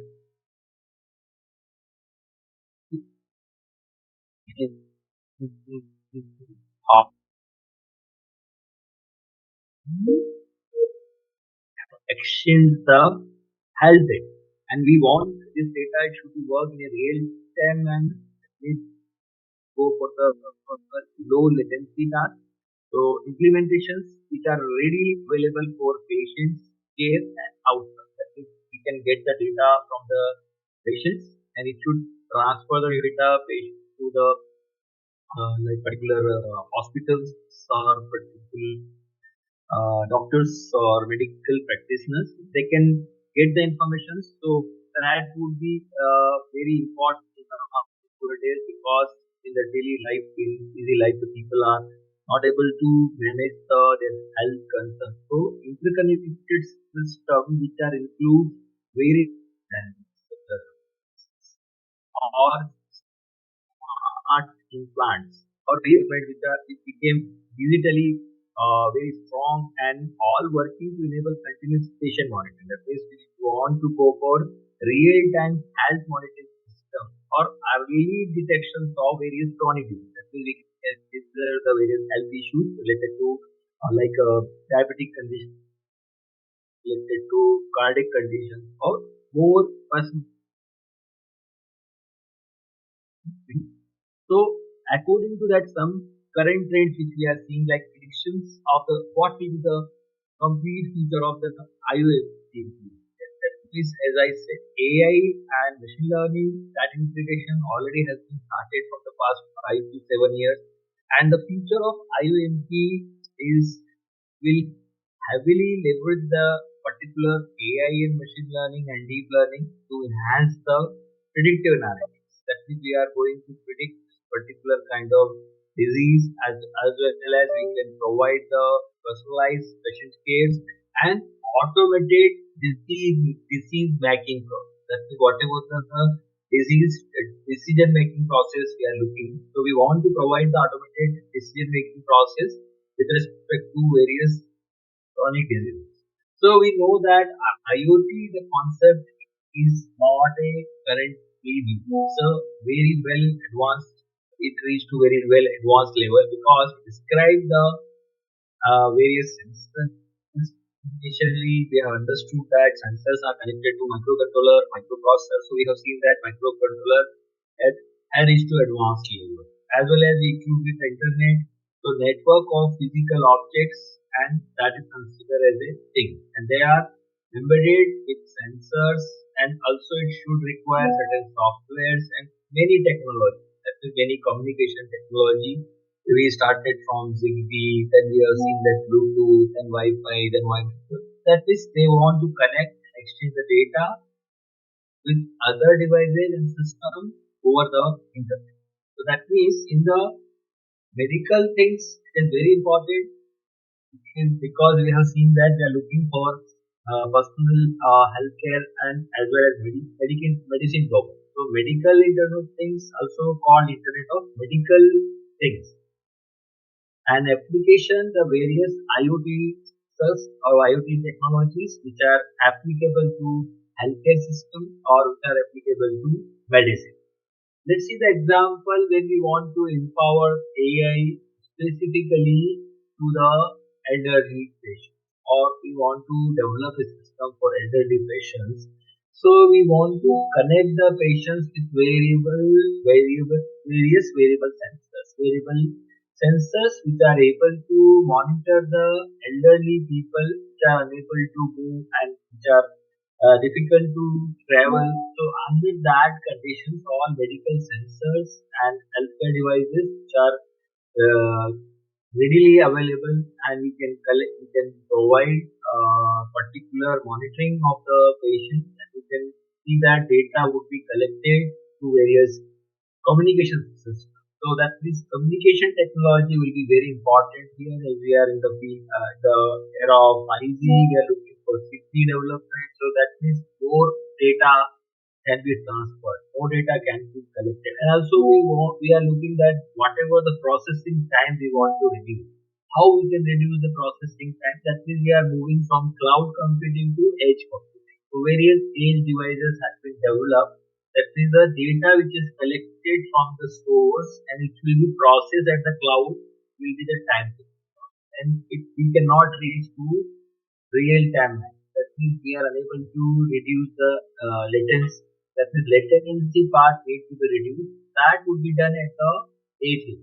So edge computing, as we can collect the data and at the source and near to source, these edge devices are responsible to process them and send them to the particular doctor or your hospital, and then we are getting healthcare professionals. That means they are going to utilize various equipments or various gadgets, digital gadgets like tablet, laptops, many things. By that way, then we are cutting down the paperwork or like data which is extracted from the various sensors and to the particular professionals, healthcare professionals. They are able, which can be applied at the home also, infusion pumps, imaging systems that can be available at hospital level. But that is the digitally very strongly. They can collect the data and it can be connected to the network.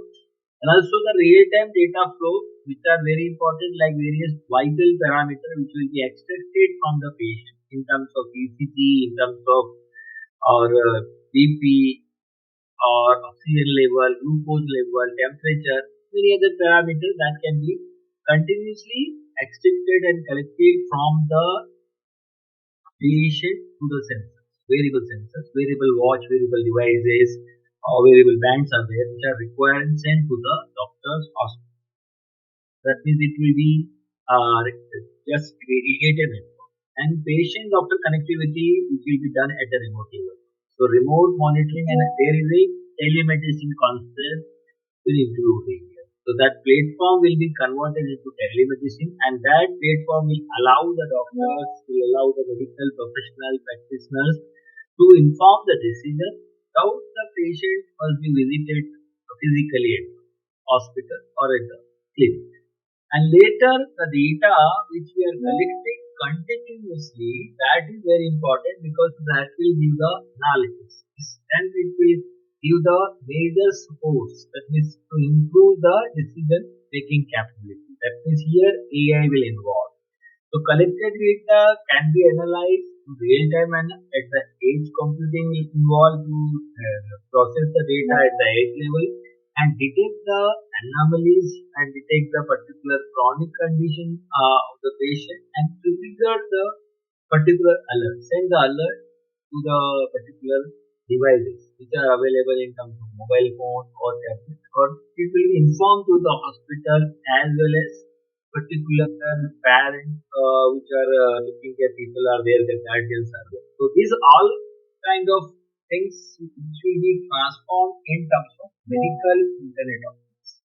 So what is the importance part in IoT in healthcare? That means when we are talking about Internet of Things towards the healthcare domain, we can observe that remote monitoring of the patient is very important part. That is when we are talking about many data that will be collected from various sensors as well as various diagnostic equipments which are required to monitor the health of the patient. So we want to monitor the health of the patient and also we can say the condition of the patient in what condition, and it will track them in early stage. Some diseases are able to rescue very easily when we are able to identify in early stage. So IoT devices continuously monitor the data remotely. So remote monitoring of the patient is one of the important part in healthcare domain. And we have seen today's trends in various countries like Japan, China, like European country or US. They are correctly using such kind of gadgets like very easily, like ECG patches are there, smartwatches are there, glucose monitors are coming in different manner.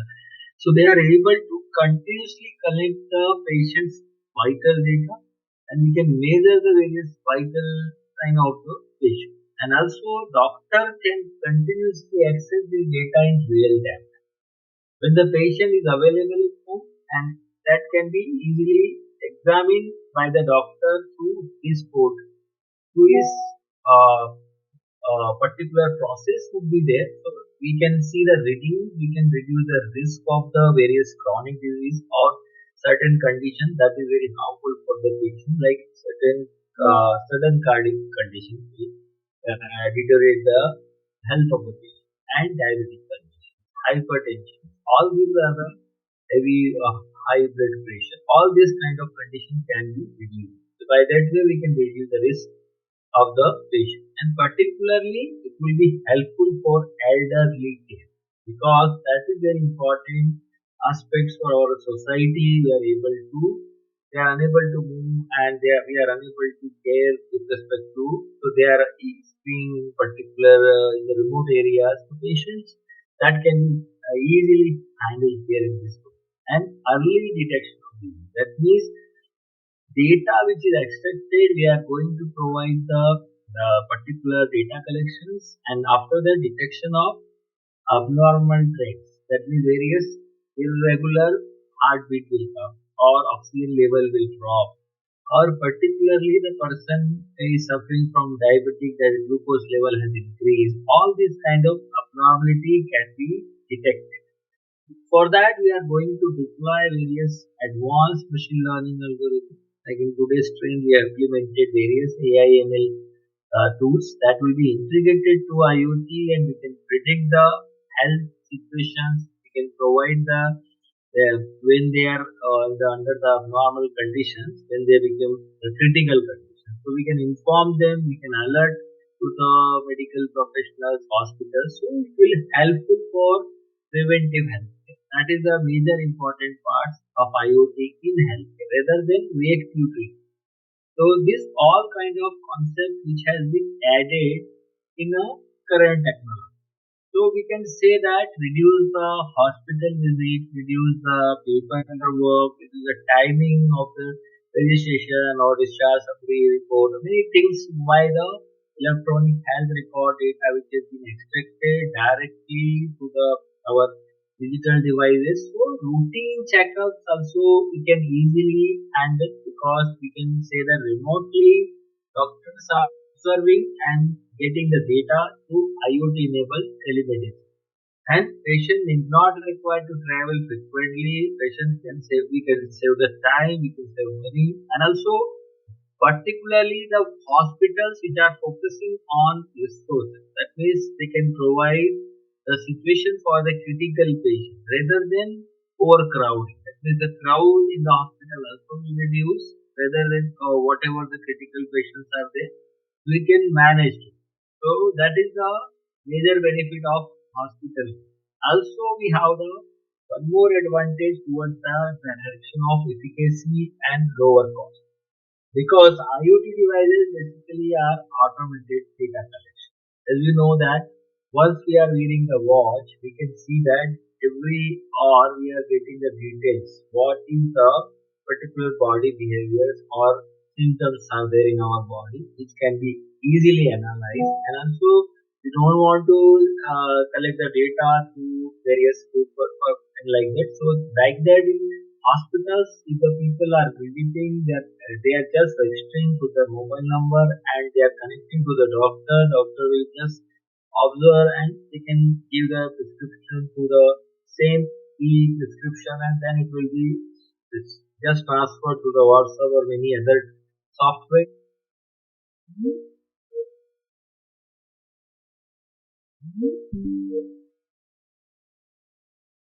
Efficacy and lower cost. And hospitals, they are able to optimize the whole staff. They can track the various devices which are available in the hospitals, like various wheelchairs are there, or various other equipments are there that can be easily identified. Also, we can optimize the staff allocation by using of smart devices.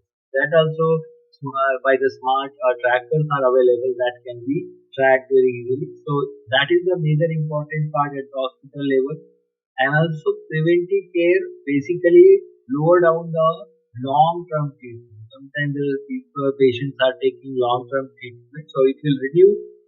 And also that is major part in insurance. Insurance companies, They want to connect immediately once the any emergency will be happen in the hospitals, and patients should not suffer. So directly the insurance companies can connect to the hospitals, that will just accurate data will be claimed, and easily the process will take less time and immediate once the hospital just provide the electronic health record data, as well as it will provide the discharge summary immediately. That means it will not take much time. All this kind of thing will reduce the cost. It also reduce the patience. It will also reduce the burden, and many things. It will improve the efficacy of this. So, what current trends in the market?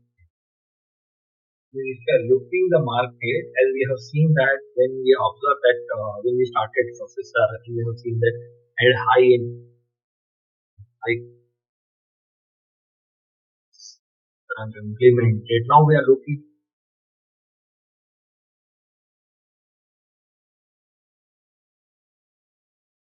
with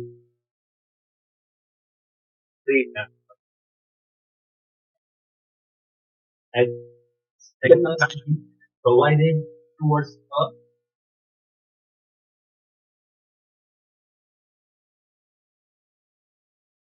because they are looking for society how we can reduce the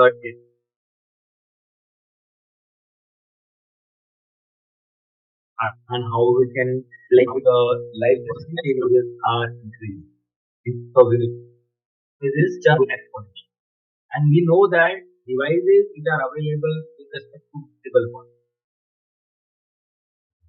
variable point of view, that fitness bands are there, ECG patches are there, of various patches related to glucose monitoring and all, and various hospital equipment is like that which was we were seeing earlier days. Now it became smart beds, connect various sensors, various ventilators are there, which are connected to various infusion pumps are there. So because of the rapid growth in IoT enabled devices, it became very strong because of all this digital technology has involved in this implementation. As well as now, like already told, communication would be very important because we are looking 5G and we are looking 6G domain. All these type of applications which are very important, and we are looking advanced at a smart level. That means AI installation will be very important and will provide the accelerating adoption. So 5G, 6G that are going to provide the high bandwidth as well as low latency. So high bandwidth low latency is very crucial, very important towards real-time monitoring. That means real-time health monitoring system, telemedicine, e-surgery, or emergency care. So emergency medical services are very important. Cardiac arrest or conditions which we want to is like important if you are going to monitor the patient real time. As well as the same domain, we have seen that to shift to the edge computing, and AI also will be integrated here. AI in terms of learning, deep learning, which are responsible to reduce the dependency on cloud. We don't want to depend on the cloud. It will take time. It will also both of us at low latency and high bandwidth. So at the decision level, we have choose the distance between source to the computing.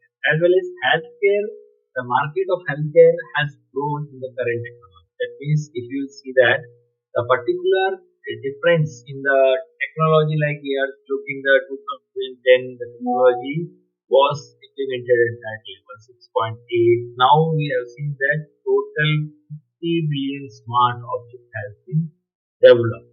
That means that is a rapid adoption of the digital infrastructure which we have seen in the various fields and 5 times faster than electricity or So global healthcare market which are connected to IoT has been projected by 2035 $500 billion. So which is very important. That is the market is going to project at that level. That is the trade-off.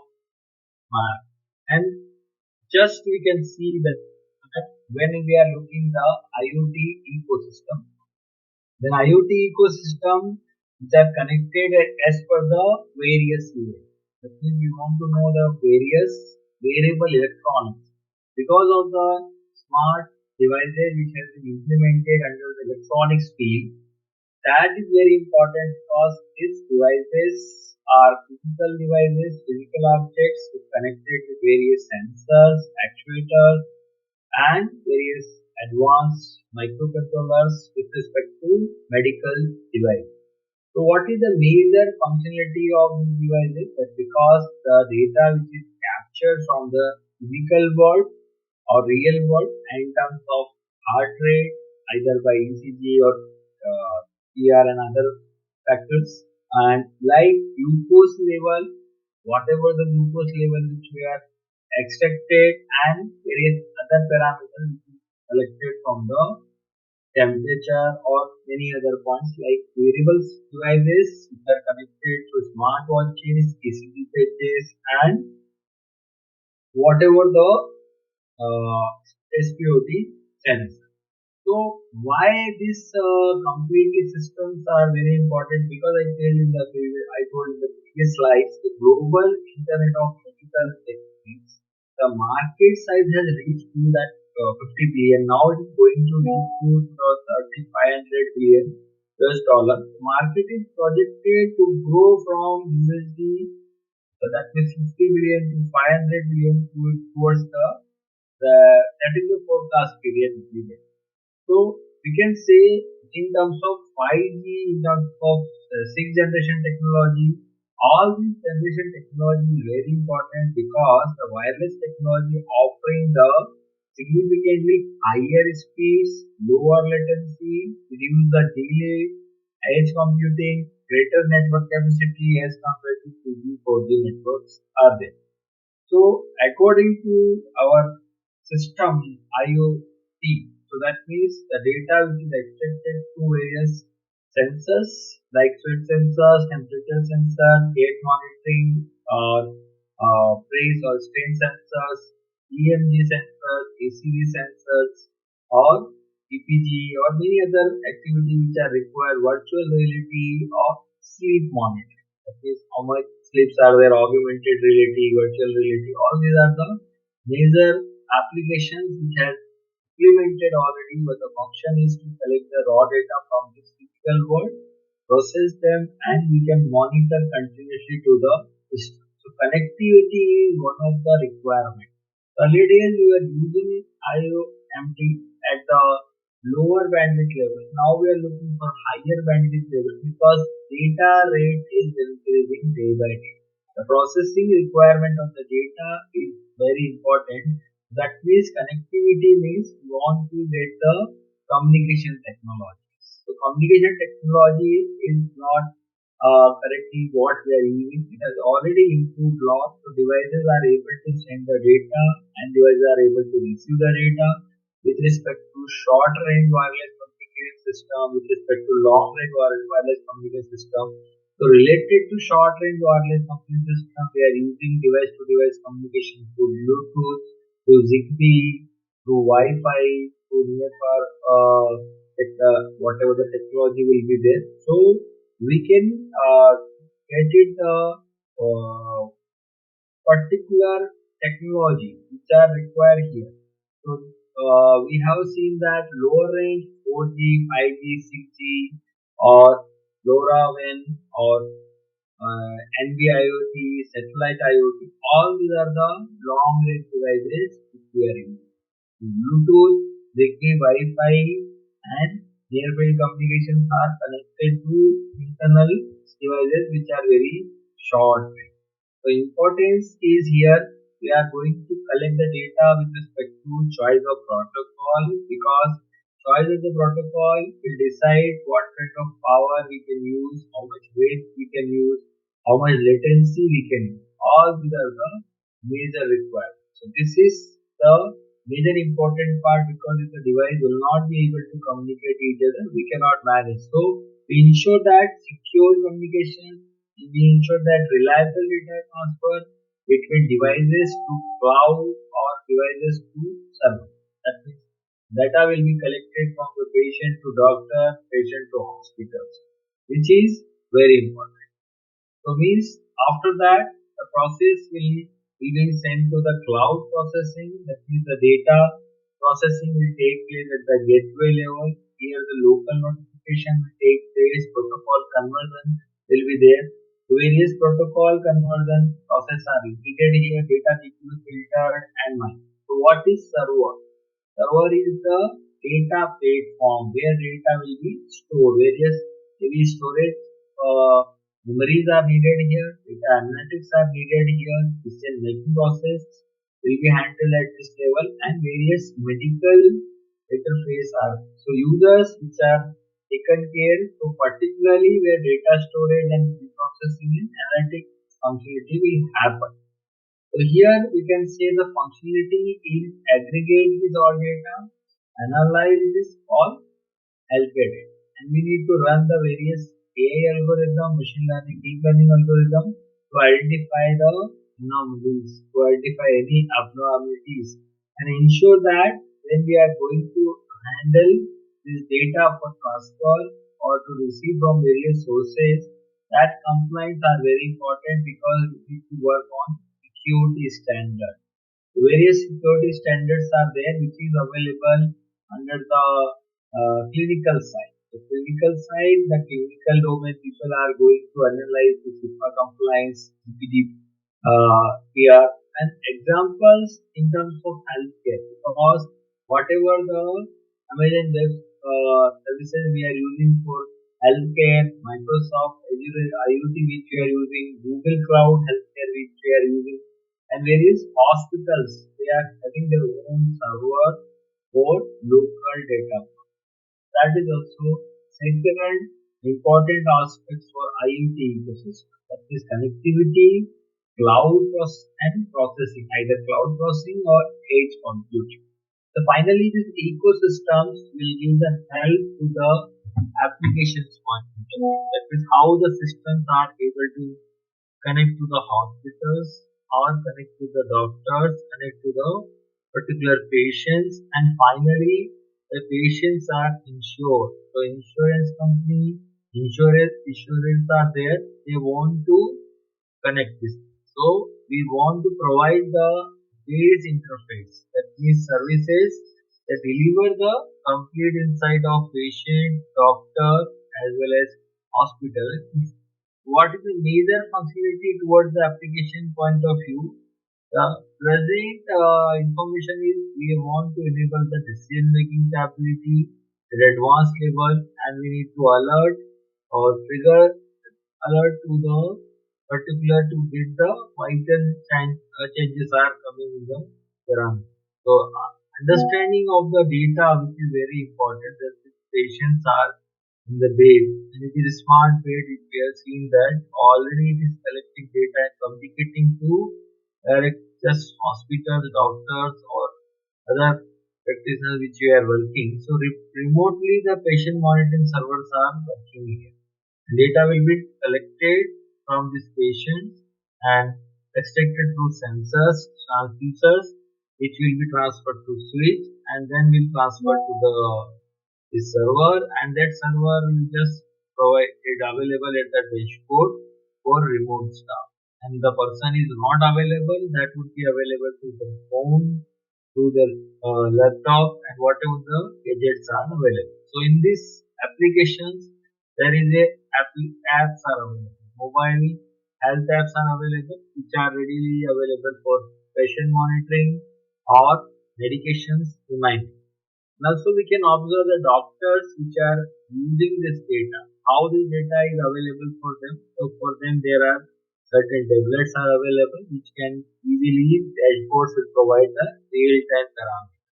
If any abnormality will come during the particular time, automatically there will be alert also will be provided. And telemedicine platform, that means the patient will not be able to come at the hospital. That means video consultation also would be provided. That will be integrated continuous monitoring of the patient with integrated IoT data. And also we can see that patient will just visit to the hospital, it need to go for the admission. So at that time, the patient will connect to the insurer, and that insurers will just to provide the details which are the particular possibility the patient would be there. The insurer is claim it, and we can just go through this kind of applications. So ecosystem will provide this application level, this application layers. Now, who are the major stakeholder of the medical IoT? That means when we are looking for the patient, they are end user. That means patients will get the more benefit. They are the main stakeholder of the medical IoT. The role of the patient is primary users. They are wearing wearable devices. They are using various monitoring devices, and that main benefit will be given to them in terms of real-time healthcare tracking. So that means real time we can manage their heart rate, we can manage their blood pressure, we can manage their glucose, and also we can reduce the number of visits to the hospital. We can remotely monitor them, and personalized treatment reminder also would be given to the particular patient. So if they are going to just finish their medicines, it will be given, it will be provided medicine reminders, and will be provided the home service. So improve the engagement with respect to own healthcare. So like example, we have seen that in the research work, there is a diabetic patient, they are using continuously glucose monitoring, which is connected to mobile. So continuously the data which is extracted to the patient, which is available in mobile. If any abnormality will come, it can be alarmed to the doctor. So healthcare providers, doctors, they are using the IoT data from the diagnosis, from the lab diagnosis, or from the particularly data will be collected from the blood or from the various sources. So monitoring also would be very important. Treatment also would be important. So for the doctor, healthcare provider, main benefit is they can access the continuous patient. The continuous patient data, which is very important instead of occasional visit, instead of giving personal visits, so they can get the faster and more accurate decision making. That means the data which is extracted to the doctor immediately, data can be collected by the doctor from the patient, and he can easily access to the patient data by the doctor. It is very faster and more accurate, and decision making also will be provided very fast. And remote consultation, which we can just see that via telemedicine platform. And various chronic disease that can be analyzed in early cases, early detection of health issues are very important. So here in this second part, the example, cardiologists monitor the patient ECG remotely. They are not going to connect to the different, and they detect the arrhythmias or various other ECG abnormality that can be analyzed. Now, after the patient stakeholder, doctor, the third is hospitals. They are major stakeholder in the market because they are providing services and they are using the various doctors or medical healthcare providers. They want to integrate IoT devices into their own system because structure which will be created by the hospital. So that means they have to create smart healthcare equipment. That means smart hospital equipments are there, which is readily available at the hospital in terms of beds or infusion pumps or ventilators, and also they can provide the efficient asset tracking by using of RFID, near field communications, or they can track the wheelchairs or equipment, where the equipment is available, where the wheelchair is available, and also reduce the administrative burden. That is the major important aspect in automated record keeping. And also we can improve the major safety through real time. For example, a hospital bed detecting the patient moving when we are going to prevent the bed sore. And the last stakeholder is the insurance, that will they provide the health coverage. They are going to provide the claim process. So in current days, people are mostly using the medical insurance because they want to access the real-time data for accurate risk assessment. That is the benefit. Fraud reduction also, they want to go for to verify IoT data, and they can also encourage of preventive care. That means whatever the preventive care was there, that means it can be encouraged and we can reduce the cost, is readily available, economically available for the people. The insurance, they can provide the various discounts for the patients using various healthcare monitoring devices. So, as per the requirement, when we see the benefits for the patient, in the current rates, what is the major benefit of the patient? You can get it personalized treatment because whatever the IoT devices which are using there, you can track the individual health data continuously. You can provide the that is very easily can provide adjust the dosage automatically. That is the adaptive therapy. We can track the data continuously, as well as we can provide the personalized treatment. Continuously, the monitoring also very important because real time monitoring, especially for vital signs in terms of ECG or in terms of to compute the BP, glucose, SpO2, all are very important. And based on that, we can detect the early warning signs of health deterioration. So when the health deterioration will be there, under that early warning signs will be sent to the doctor or hospital. And medication adherence is very important because IoT will be involved with IoT enabled apps, and these apps are continuously sending the reminders for medication schedule. So whatever the medication schedule are there, based on that they are sending the reminders. And doctor can also use the particular personalized treatment plan. What is the personalized treatment plans are there, where the visit will be required for the patient.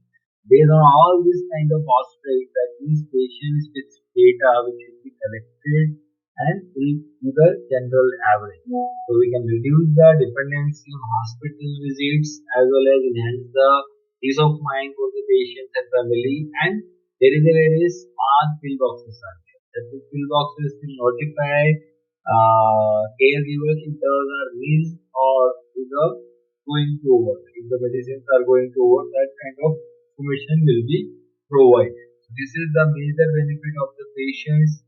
Definitely the benefit will be the given to the patient.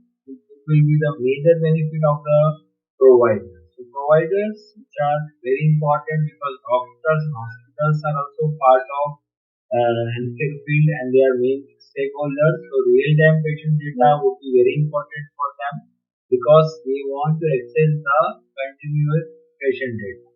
That is, when we talk about that is continuous patient monitoring system. So continuous patient monitoring system will take the particularly continuous patient data, that is health data, instead of snapshots. That means occasional checkup there would be given for snapshot. So we can enable the data driven approach. That is the major important in the current day. This data which is very important for various clinical diseases. So that means there are many clinical stages are happening for development of various medicines and many stages are there. So that will be very important. We can enable the data-driven clinical decisions, and also remotely we can provide the consultations and telemedicine can activate. The doctor can easily monitor the patient from anywhere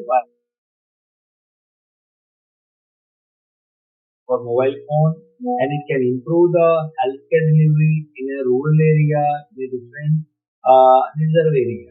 That means the doctor cannot reach the hospital, people are not able to provide services there.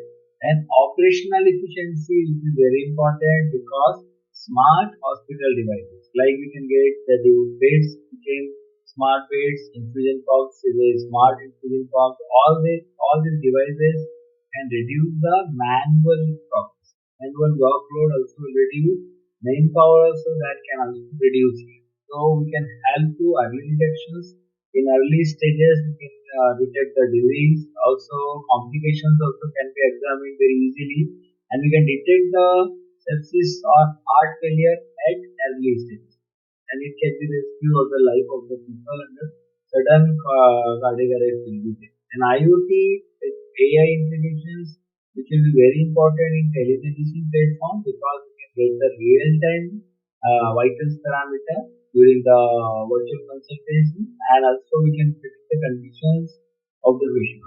IoT enables safe where we are using the tracking save time because we can track the particular where the equipments are available, we can locate them. So this is the benefit of the particularly doctors and hospitals. Similarly, the benefit for the insurers, that means various pricing conditions will be there. That means risk-based pricing. So insurance company will they will use health data with the help of IoT with respect to individual risk profile. What is the they can calculate the what is the condition of the patient will be there. There we can encourage the preventive care or not, reduce the long-term treatment cost also. That means it does not require a long-term, they cannot bear that. Limitation in the insurance companies are there. That means sometimes people are taking the fraud bills, the fraud reduction is very important. So IoT devices will provide the verifiable data, real-time data, actual data of the patient, and they can easily track them. They can improve the trust between users and providers and patients. And data-driven strategy is very important. By that way, they have designed the various policies. So policy design is very important because insurance company can customize the insurance plan. They can reduce the plan based on the what is the patient data patterns are. Whether the patients are suffering frequently or very less. Based on that, they can maintain the healthy lifestyle with the IoT variable. And also sometimes the people who are using insurance plans and all, the benefit is fast claims can be reduced. Misuse of the health insurance benefit also that also can be reduced. Now medical IoT device are there. That means what is the complete systems are there. That means through the body area network. That means the device which is placed on the various body part. That means which are able to communicate each other. You can get the data to this device. That means whatever the thing or various device which are required, you can get it. So things which will be able to provide the data from various. That means that is very important. So here there is a cryptography mechanisms are very important because we want to authenticate the all these devices and data which is collected from this. Then here the local area network, there is a device gateway will be there. Here we can provide the various computing devices. There we can solve the problem. That means we can see the wired devices, wireless devices, and LAN. All these devices are available. So sensing unit, which is very important here because various grade sensors are there, medical grade sensors are there, ECG, SPO2, or temperature, glucose. And processing unit is also which will be connected sensors to the microcontroller or various devices boards, so which are consist of ARM, Cortex, Arduino, ES32 or system on chip. That is required for processing of this data. Then communication module, which is very important because without communication data cannot be utilized. So Wi-Fi, BLE or ZigBee, LTE network, 5G, NB-IoT or 6G. So many communication modules are important here, which are able to collect the data, analyze the data, transfer the data. And cloud, that means data will be stored at that level, data storage and various AI/ML analysis will work. By using of analysis, we are going to analyze anomalies, the data, and also electronic medical record system. which will generate the electronic health record and will be printed in terms of history or the particular details health record of the patient. That means electronic health record which will be provided in the emergency condition also. So last stage, that is the back end data sharing. Under that, you can see the remotely the people are sending data that will be available on the server, and then we can add the AI analytics and generate the electronic health record. So these are something will be available at the patient level. So sensors which are very important in healthcare, that means we are using various sensors. That means normally various important sensors are available like ECG sensors which are required to monitor the cardiac part of the body. Means you can measure the electrical activity of the heart. We are using the various cardiac monitoring system, arrhythmia detections, EV load analysis, smart watches which are available. So we are using the electrodes, we can place the electrode related to the heart, and we can measure the electrical activity of the heart. Because by that way we can monitor the cardiac. So cardiac monitoring will take place, arrhythmia detection will be very important, smart watches will be very important. Like other sensor and respiratory sensors and the pulse proximity sensor. By that way we can measure the towards the blood oxygen saturation of the body part would be there, pulse rate would be there, and essential during the COVID time we have monitored the SpO2 to maintain the life of the people. Also, we have seen that respiratory illness condition. Under the respiratory illness condition, this data can be collected.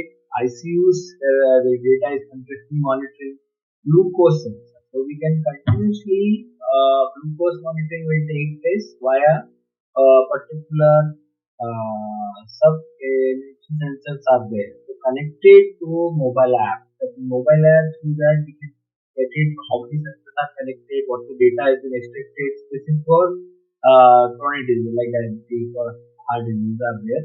And BP sensors. So BP sensors we can find out the thickness, we can find out the wearness, wearable BP monitoring devices, as well as we can track the hypertension. Whatever the hypertension things are there, we can track them, and also we can provide the medication effectiveness. Whatever the medication effectiveness are required, which can be added to this blood pressure sensor are available. So we want to get this details Holter monitor with ECG reading. So ECG reading showing the heart rhythm. So particular Holter monitor also there which are readily available, and various other devices which can be used to get the pulse details of the patient or particular whatever the blood pressure part would be available. So various sensors which are available. After that, the data which is collected through sensors is passed to the data against system. Data against system which take the data from the sensors in terms of analog, and then it will transform into digital. And also there is a possibility which data will be collected from various sensors while sensing or while equations. There is a very important part. So data against system, the main process of to capture the physiological signal, physiological information from the sensors and preparing them for performance. That means we want to get this data from electromyogram, muscle signal which will be extracted to the EMG sensors, then power line potential, and then we can apply the removal of various artifacts. Then after that, denoising part would be very important. You need to get the convert the raw biological data which is extracted from ECG, FDP, SpO2 into digital signals. So we need to apply sampling and quantization based on the resolution. So 8-bit resolutions, 16-bit, 32-bit resolutions are there. It will determine the accuracy. And after that, noise filtering is very important because we have seen that noise will be involved under the channels. So we need to see that motion artifacts would be there, power line interference will be there, EMG noise will be there. So by using of various filtering. So filtering at hardware level, we are going to apply low pass filter, high pass filter, band pass, and filter at at software level. You can get it digital FIR filter, IR filter, and adaptive filter. So we can ensure that when we are using the signal which is extracted from various sensors, ensure that it must be clean and reliable medical data. By that only we are able to provide the tag. So after that, processing units will be data extracted, converted to digital, then processed by the particular microcontroller unit, and that would be very important because we are going to perform here as a computation and we are going to perform here communication. So microcontroller units earlier days we were using 8051 and various other VR based microcontroller. Now we have completely replaced low power microcontroller, that is ARM based microcontroller ESP interface. Here center interfacing we can easily handle, data equation we can easily handle, wireless communication we can easily handle. So we know that a microcontroller consists of on-chip RAM, on-chip ROM, on-chip timers, interrupt controls, on-chip serial communications, bus control, and there is a frequency will be required to provide oscillation. So system on-chip processor which has been designed currently like Raspberry Pi, Jetson Orion, Jetson TX2, TX1, and Qualcomm has implemented Qualcomm Snapdragon. So more powerful implementation took place in 5 years with respect to SoC and processing side, and all these boards and processors are supporting to AI interface. That is, whatever the AI interface are required, then we'll get the multi-model sensor. This multi-model fusion is very important. So after that, the system will communicate to the FDP mode. So custom parallel computing is very important. So there is a parallel processing part which is required for high-speed medical signal analysis, and these are used in real-time ECG classification. That is when we want to use ECG classification, when we want to arrhythmia classification, arrhythmia detections, MRI imaging reconstruction, CT scan reconstruction, all these kind of applications we can do with the help of FPGA. Now, edge computing. That means when we see that devices which are available here and we are going to provide the edge devices which is very near to source. So, edge computing means processing the data near to source. That means near to device or gateway. Instead of data would be processing at cloud. So sending everything to the cloud does not require, because why it is very important, because it will reduce latency, it will work. We can provide the privacy with respect to sensitive parallel data. That is, whatever the parallel patient data will be there, still will become low, and we can reduce the bandwidth. We can improve the system. When we want to send the essential data to the cloud, we'll do it. Based on that, reliability works. That is very important. So works even if connected systems are failing. That is the major portion. The applications, we can use the anomaly detection ECG. It can be locally provided, and on devices glucose monitoring would be very important. That trend also would be very important.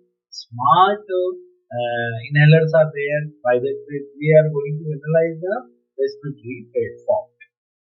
Connected model, that is the communication models, which are very important because we are using the Bluetooth low energy, it's a low power, work under the short range, variable sensors which is connected to Bluetooth, fitness band which is connected to Bluetooth, smart switches. So variable switches which are available with LED technology, camera which are available with receive to monitor data in terms of face or with respect to facial data. Microcontroller will process the data as a computing unit, and like that we are going to provide the whatever the systems are available. That means networks are available, core network, and then it will be provided to monitoring devices at the hospital. That is the core network which is required high mega bandwidth. So mega bandwidth services which will be given at this level. So whatever though this OC system inside the ambulance was there, it must work when we have this kind of technology. BLE would be there, Wi-Fi will be there, cellular would be there. Because cellular will provide a wide range, mobility, ambulance telemedicine, rural pressure monitoring. As a Wi-Fi high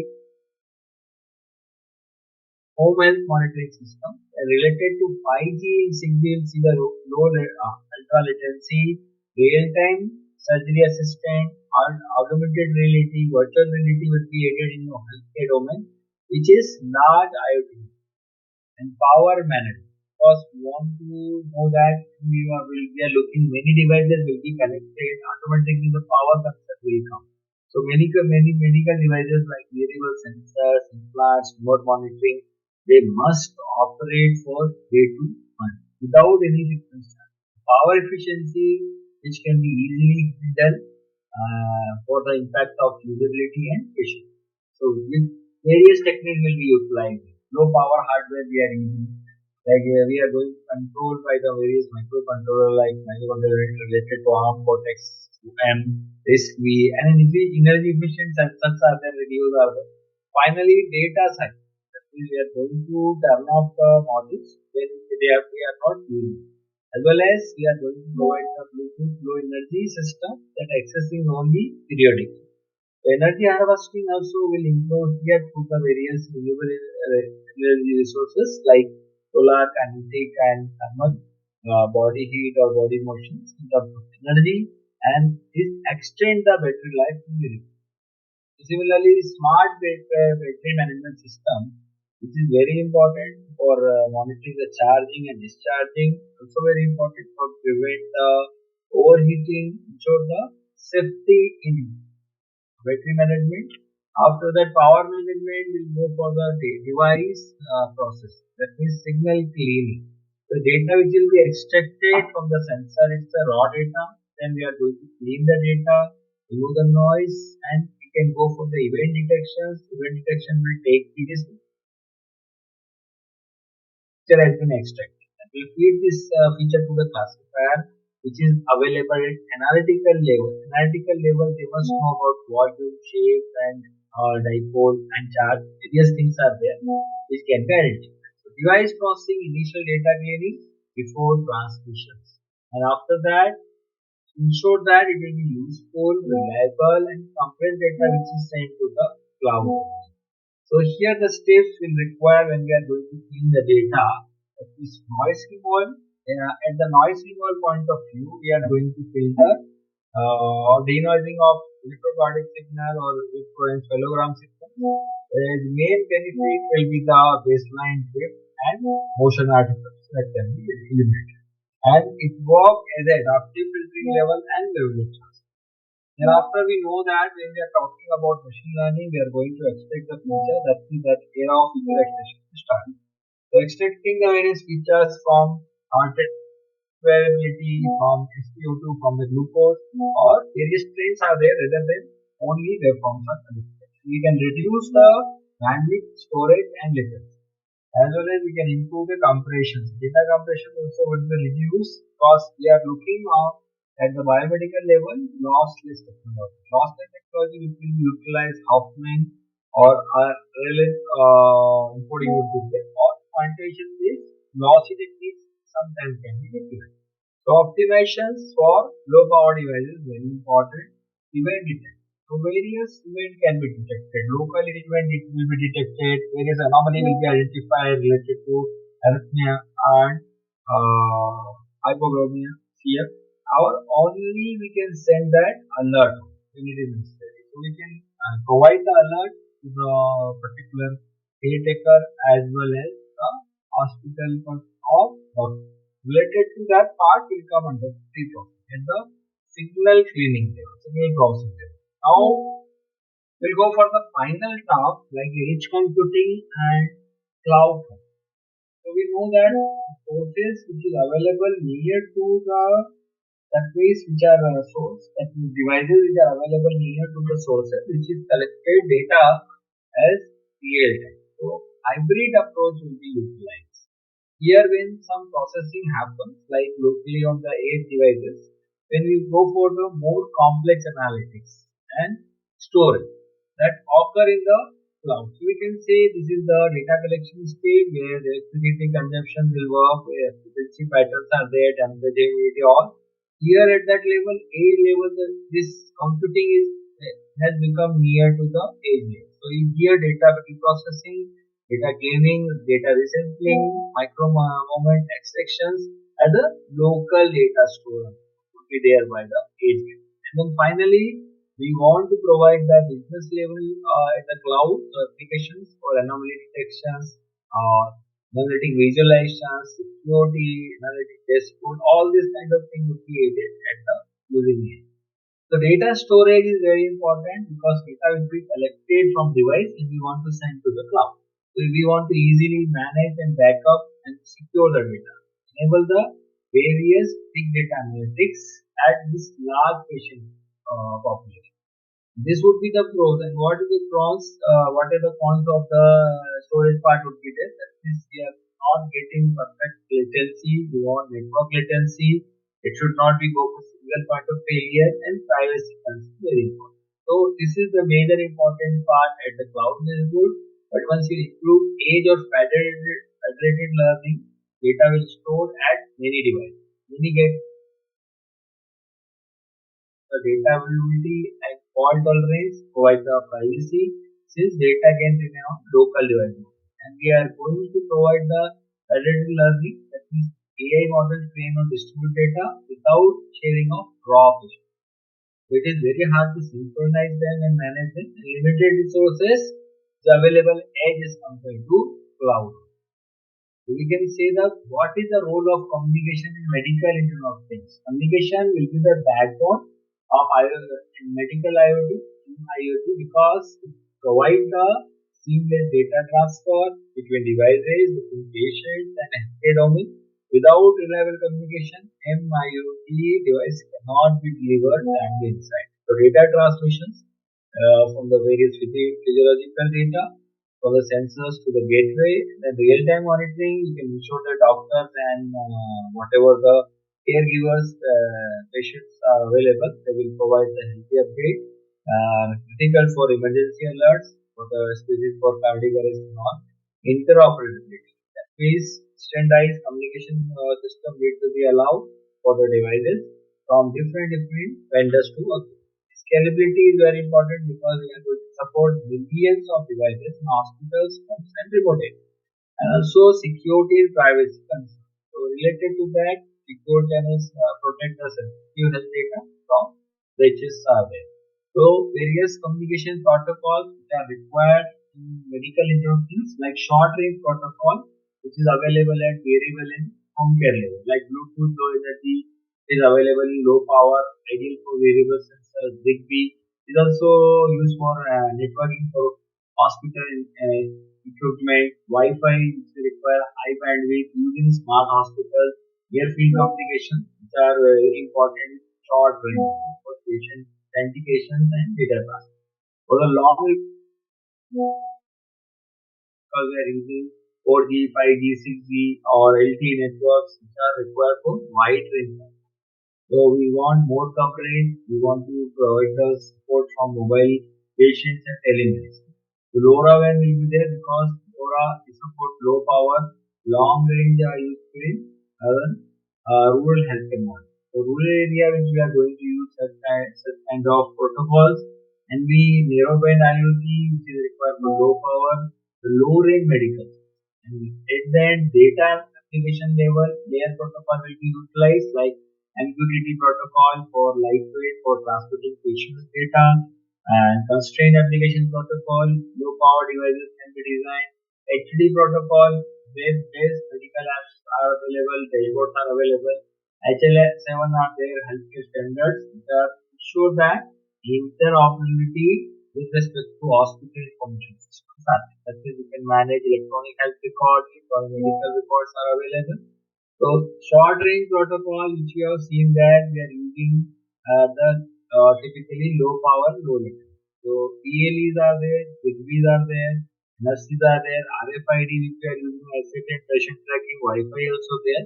Short range communication protocol which is required for device to device. Directly we can within the few meters. For the PLE it's very became very popular because it's designed for variable sensors. The range is very low, 10 to 30 meters. Data rate is also 2 Mbps and is designed for smartwatch, for specific for heart rate, HQT monitoring, continuously glucose monitoring, EKG monitoring. Main advantage is energy efficient and less battery, that is month of battery life more, and widely supported in smart. Similarly, Zigbee, which are required in hospitals, that means low power, relay data range is 10 to 100 meters per hour. In the smart hospital rooms, which are working in the bags, monitors, pumps, medical equipments, which can be tracked, or various wireless nurse call system. The major advantage, many devices can communicate simultaneously in low power batteries as compared to Wi-Fi. The near-field communications in medical devices, very short range devices, it's provided under ultra low power frequency because no battery needed here. So this is required for patient identification, device pairing, or particular medication tracking. The advantage here, security would be very important. So secure because of low range communication is very simple. Not to continuous monitoring, that is major challenge. So RFID mostly which are using in hospitals like a band, which are using radio frequencies, few centimeters to several meters are there. Main application is we are tracking the patient, we are tracking devices through RFID. Asset management also. We can provide the inventory management like blood bags or surgical tools. Major advantage, enhance the hospital efficiency, reduce the human error in patients' assessment. Also, privacy concern will be very important because patient data which is available and tagged and electromagnetic spectrum interference and usage. So Wi-Fi also very important in communication protocol because provide high bandwidth, wide availability. Range is 50 to 100 meter indoors. Data rate has reached to 100 Mbps to several Gbps when we are using the various protocols. But telemedicine with respect to video consultation would be aided by this Wi-Fi connecting websites monitor to control the hospital servers and various smart hospital systems like can be provided robotics, smart beds, imaging, and high. So because this system is completely power hungry, no ideally for variables, so security risk if networks are interrupted. So long range protocols, that means that is available wide range connectivity under that, so we can enable to the long range protocol like telemedicine, rural health services, ambulance to hospital link support for remote monitoring. Cellular 4G, 5G, which is available high bandwidth, real time telemedicine, LoRaWAN, or narrowband IoT, satellite IoT. So in cellular 4G and 5G, we can see here smart healthcare, wearable devices are connected, medical devices, 5G will help them to remote diagnosis, will help transportation. So live video consultation we can do, remote eyes monitoring we can do, ambulance to hospital patient care transfer. So high speed and reliable, that is a major concern. You can support to HD video and real-time control, global coverage will be there. And main challenge is high power consumption because many devices are there. Network cost of increase, availability in rural area will be very important. So LoRaWAN we can see here that is the range from 15 to 20 kilometer rural area, low power and low battery life. So low data rate would be very like 0.50 kbps. That is not suitable for high data rate like MRI images and video. It's affordable for low power for rural area, remote area. Network under the cellular coverage is poor and that is possible. So village health monitoring, that means transmitting the patient data, vital data only to the city hospital and connecting the rural clinics and rural hospitals for regional health hubs. So we can track the various vaccines and medicines in remote supply. So both varies by region. So related to IoT now satellite, which has uses LEO, MEO, GEO satellites for connectivity, that is space segments, user segments, and these are the ground segments and ground communication network. So So disaster relief healthcare area can be provided if they destroy the infrastructure. So ambulance, ships and aircraft emergency television are the applications. Remote diagnostic in deserts area, mountains area, and main advantage is coverage is everywhere. So vital in disaster zone and military health. So mainly the challenge of the satellite IoT in emergency expensive and with higher latency is compared to 5. The protocol stacks which we have observed that in RSI communication module, so there are different layers are there. Here layer, physical layer, data link layer, transport session, presentation. But in the IoT, which will be available, perception layer, connected with sensors, network layer, transport layer, we provide the protocol, TCP, IP, and UDP. Application layer, we provide the protocol, like MQTT protocol, and so key point IoT required like low power protocols are required for constrained device. So basically we compare that MQTT protocol, variable, alerts, lightweight and need for secure. Limited QoS, heavy for IoT. Similarly for other protocol you can say it's a widely adopted and friendly, cloud ready, universal imaging. So we can say the why security is very important in memory because patient safety is very important. We cannot compromise the devices with a particular and their life and sensitive data because medical records are very highly confidential and it's available. It's very important. Weak devices. So many devices have limited memory and trust is adoption is very important because strong security trust is there in patient, doctor, regulator. So various compliance are there because Digital Personal Data Protection Act has designed 23, that is DPDP Act, Digital Personal Data Protection Act, and Draft Digital Information Security Healthcare Act or with Ayushman Bharat Digital Mission Act. So it's framework for electronic health record. This is specific for healthy data privacy. It is designed for require consent-based data use. So these are the common trends in MIoT will be there. That is whatever the malware and other conditions will be the types of cyber attacks. So data tampering is very frequently happening because alert the medical readings, denial of services, or insider threats like unauthorized staff receiving the patient data, malware or ransomware that will disrupt the hospital system, log the patient data, device hijacking like to control the critical medical equipment, or they drop. So base dropping means hackers will intercept the unencrypted medical data. The authentication mechanism is very important, like password, biometric, two-phase factor authentication, like password plus OTP, or OpenID connect device. So encryption is very important because at the risk transmit, both store and transmit data must be protected. We can get the data, we can encrypt them, and then we can reconstruct them. So various techniques which we have seen that in particular encryption technology like AES, DES, RSA, these are the algorithms are there. TLS, SSL, security transport for MQTT, security protocol, homomorphic encryptions. So we can use various technologies decentralized and tamper-proof conditions which are required. So we will see the patients or healthcare authority would be there. These are the devices and the monitoring which we are going to do.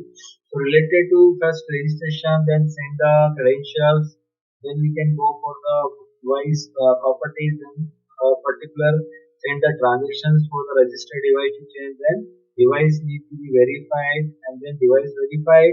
Then go for the particular monitoring. Then send the input data. Then particularly send the transaction with encrypted data. And then these are the mining parts. So application, patient control, data sharing, drug supply chain verifications. The major advantage of here is transparency, integrity, and accountability.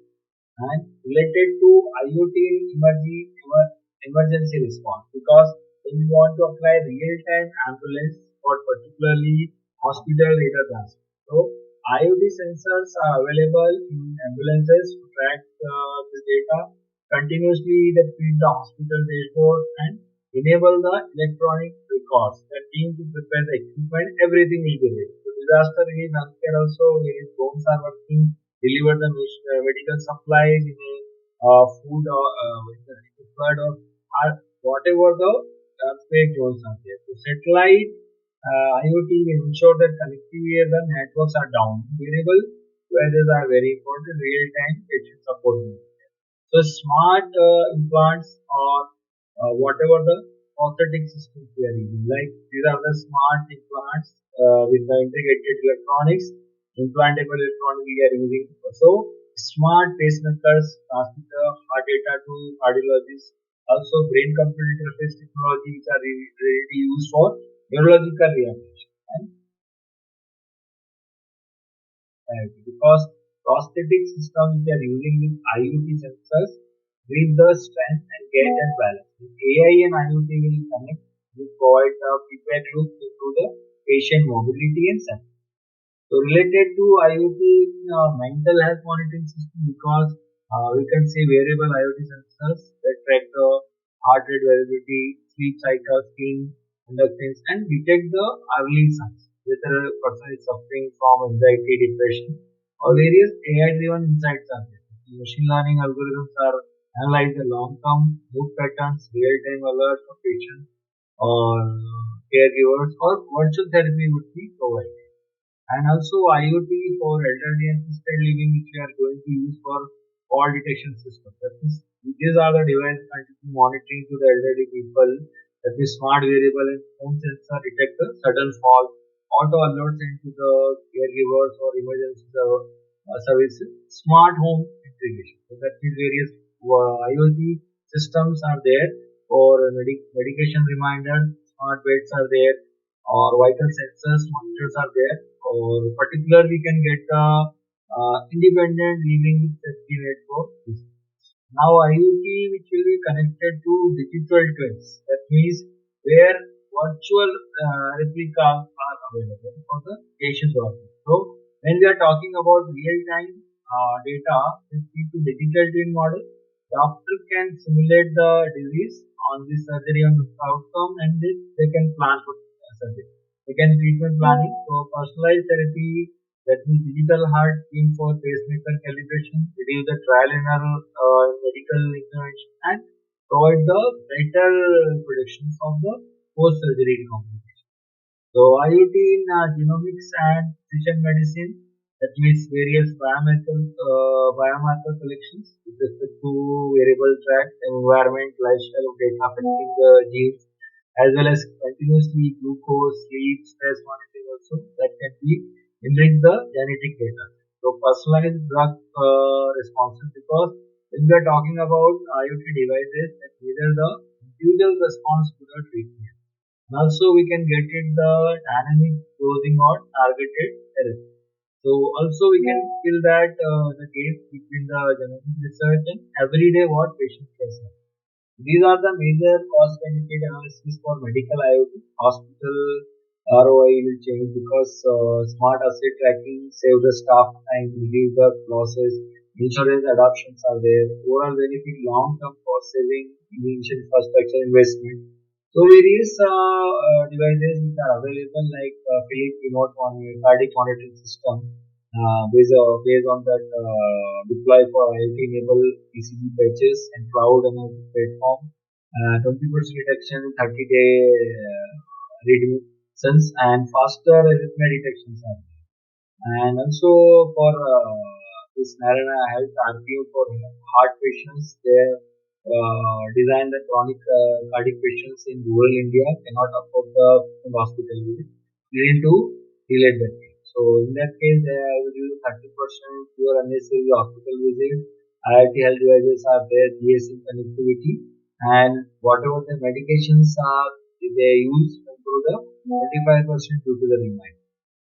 Same Apollo telehealth services readily available in remote villages in India, like access to specialized doctors, cardiologists, or neurologists. So they 4 million plus techno consultation completed Travel costs also reduce by 60%, early detection of hypertension and diabetes in undeserved communities are there. So data collected to the consultation via video and integrated with electronic health record for consent. So IoT diagnostic kits, cloud health platform, these are technology they use. Because particularly Apollo has set up the telemedicine kiosk with IoT diagnostic services. So that is the another Mercy virtual care centers. There is rural hospital around 24/7 their access. These hospitals staffed by remote doctors and nurses and specialists. They are monitoring the patient real time via dashboards.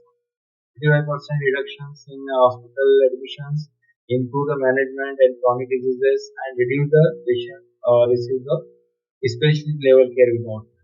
So like that, feedback, one more diabetic and lifestyle management system has been developed that patients require the strict monitoring of activity, sleep, and heart rate for prevention. Patients show that 50% better medication than. So according to that, various technical and ethical challenges are there. Remote cardiac monitoring, that is IoT enabled disease patches are developed. Main challenges are here technically because network is missing the ECG alerts, battery may be drained, or patients felt over the monitoring 24/7.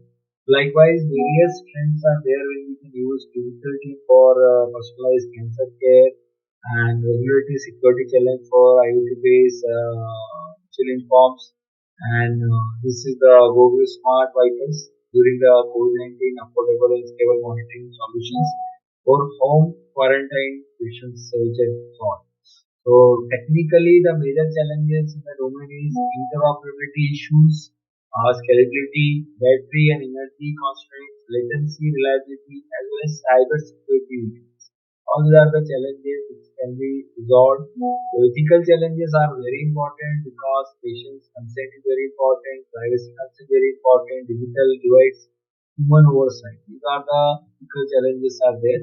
In future, the technology will connect to AI plus IoT, AIoT, that means detect the heart failure in right time, aid AI for process the data locally, personalize healthcare, learn the patient history, and robotic surgery that assisted robotic system connected to via IoT sensors. So Google AI which we are using enable the diabetic retinopathy screening with integrated IoT cameras. So once future technology will grow like 6G, so ultra latency will help in terms of various domains, massive device connectivity, high security, reliability, holographic telepresence. So all remote robotic surgeries is enabled with tactile internet. So these are the three technologies which are important for mobile edge computing, for unmanned air vehicle, quantum communication, blockchain. All this will be utilized in the future. Thank you for.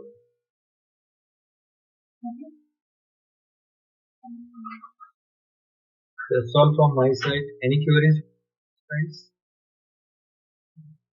Any queries? Professor, am I audible? Yes. Yes, Professor. Thank you for the wonderful session. We have actually seen the session in YouTube.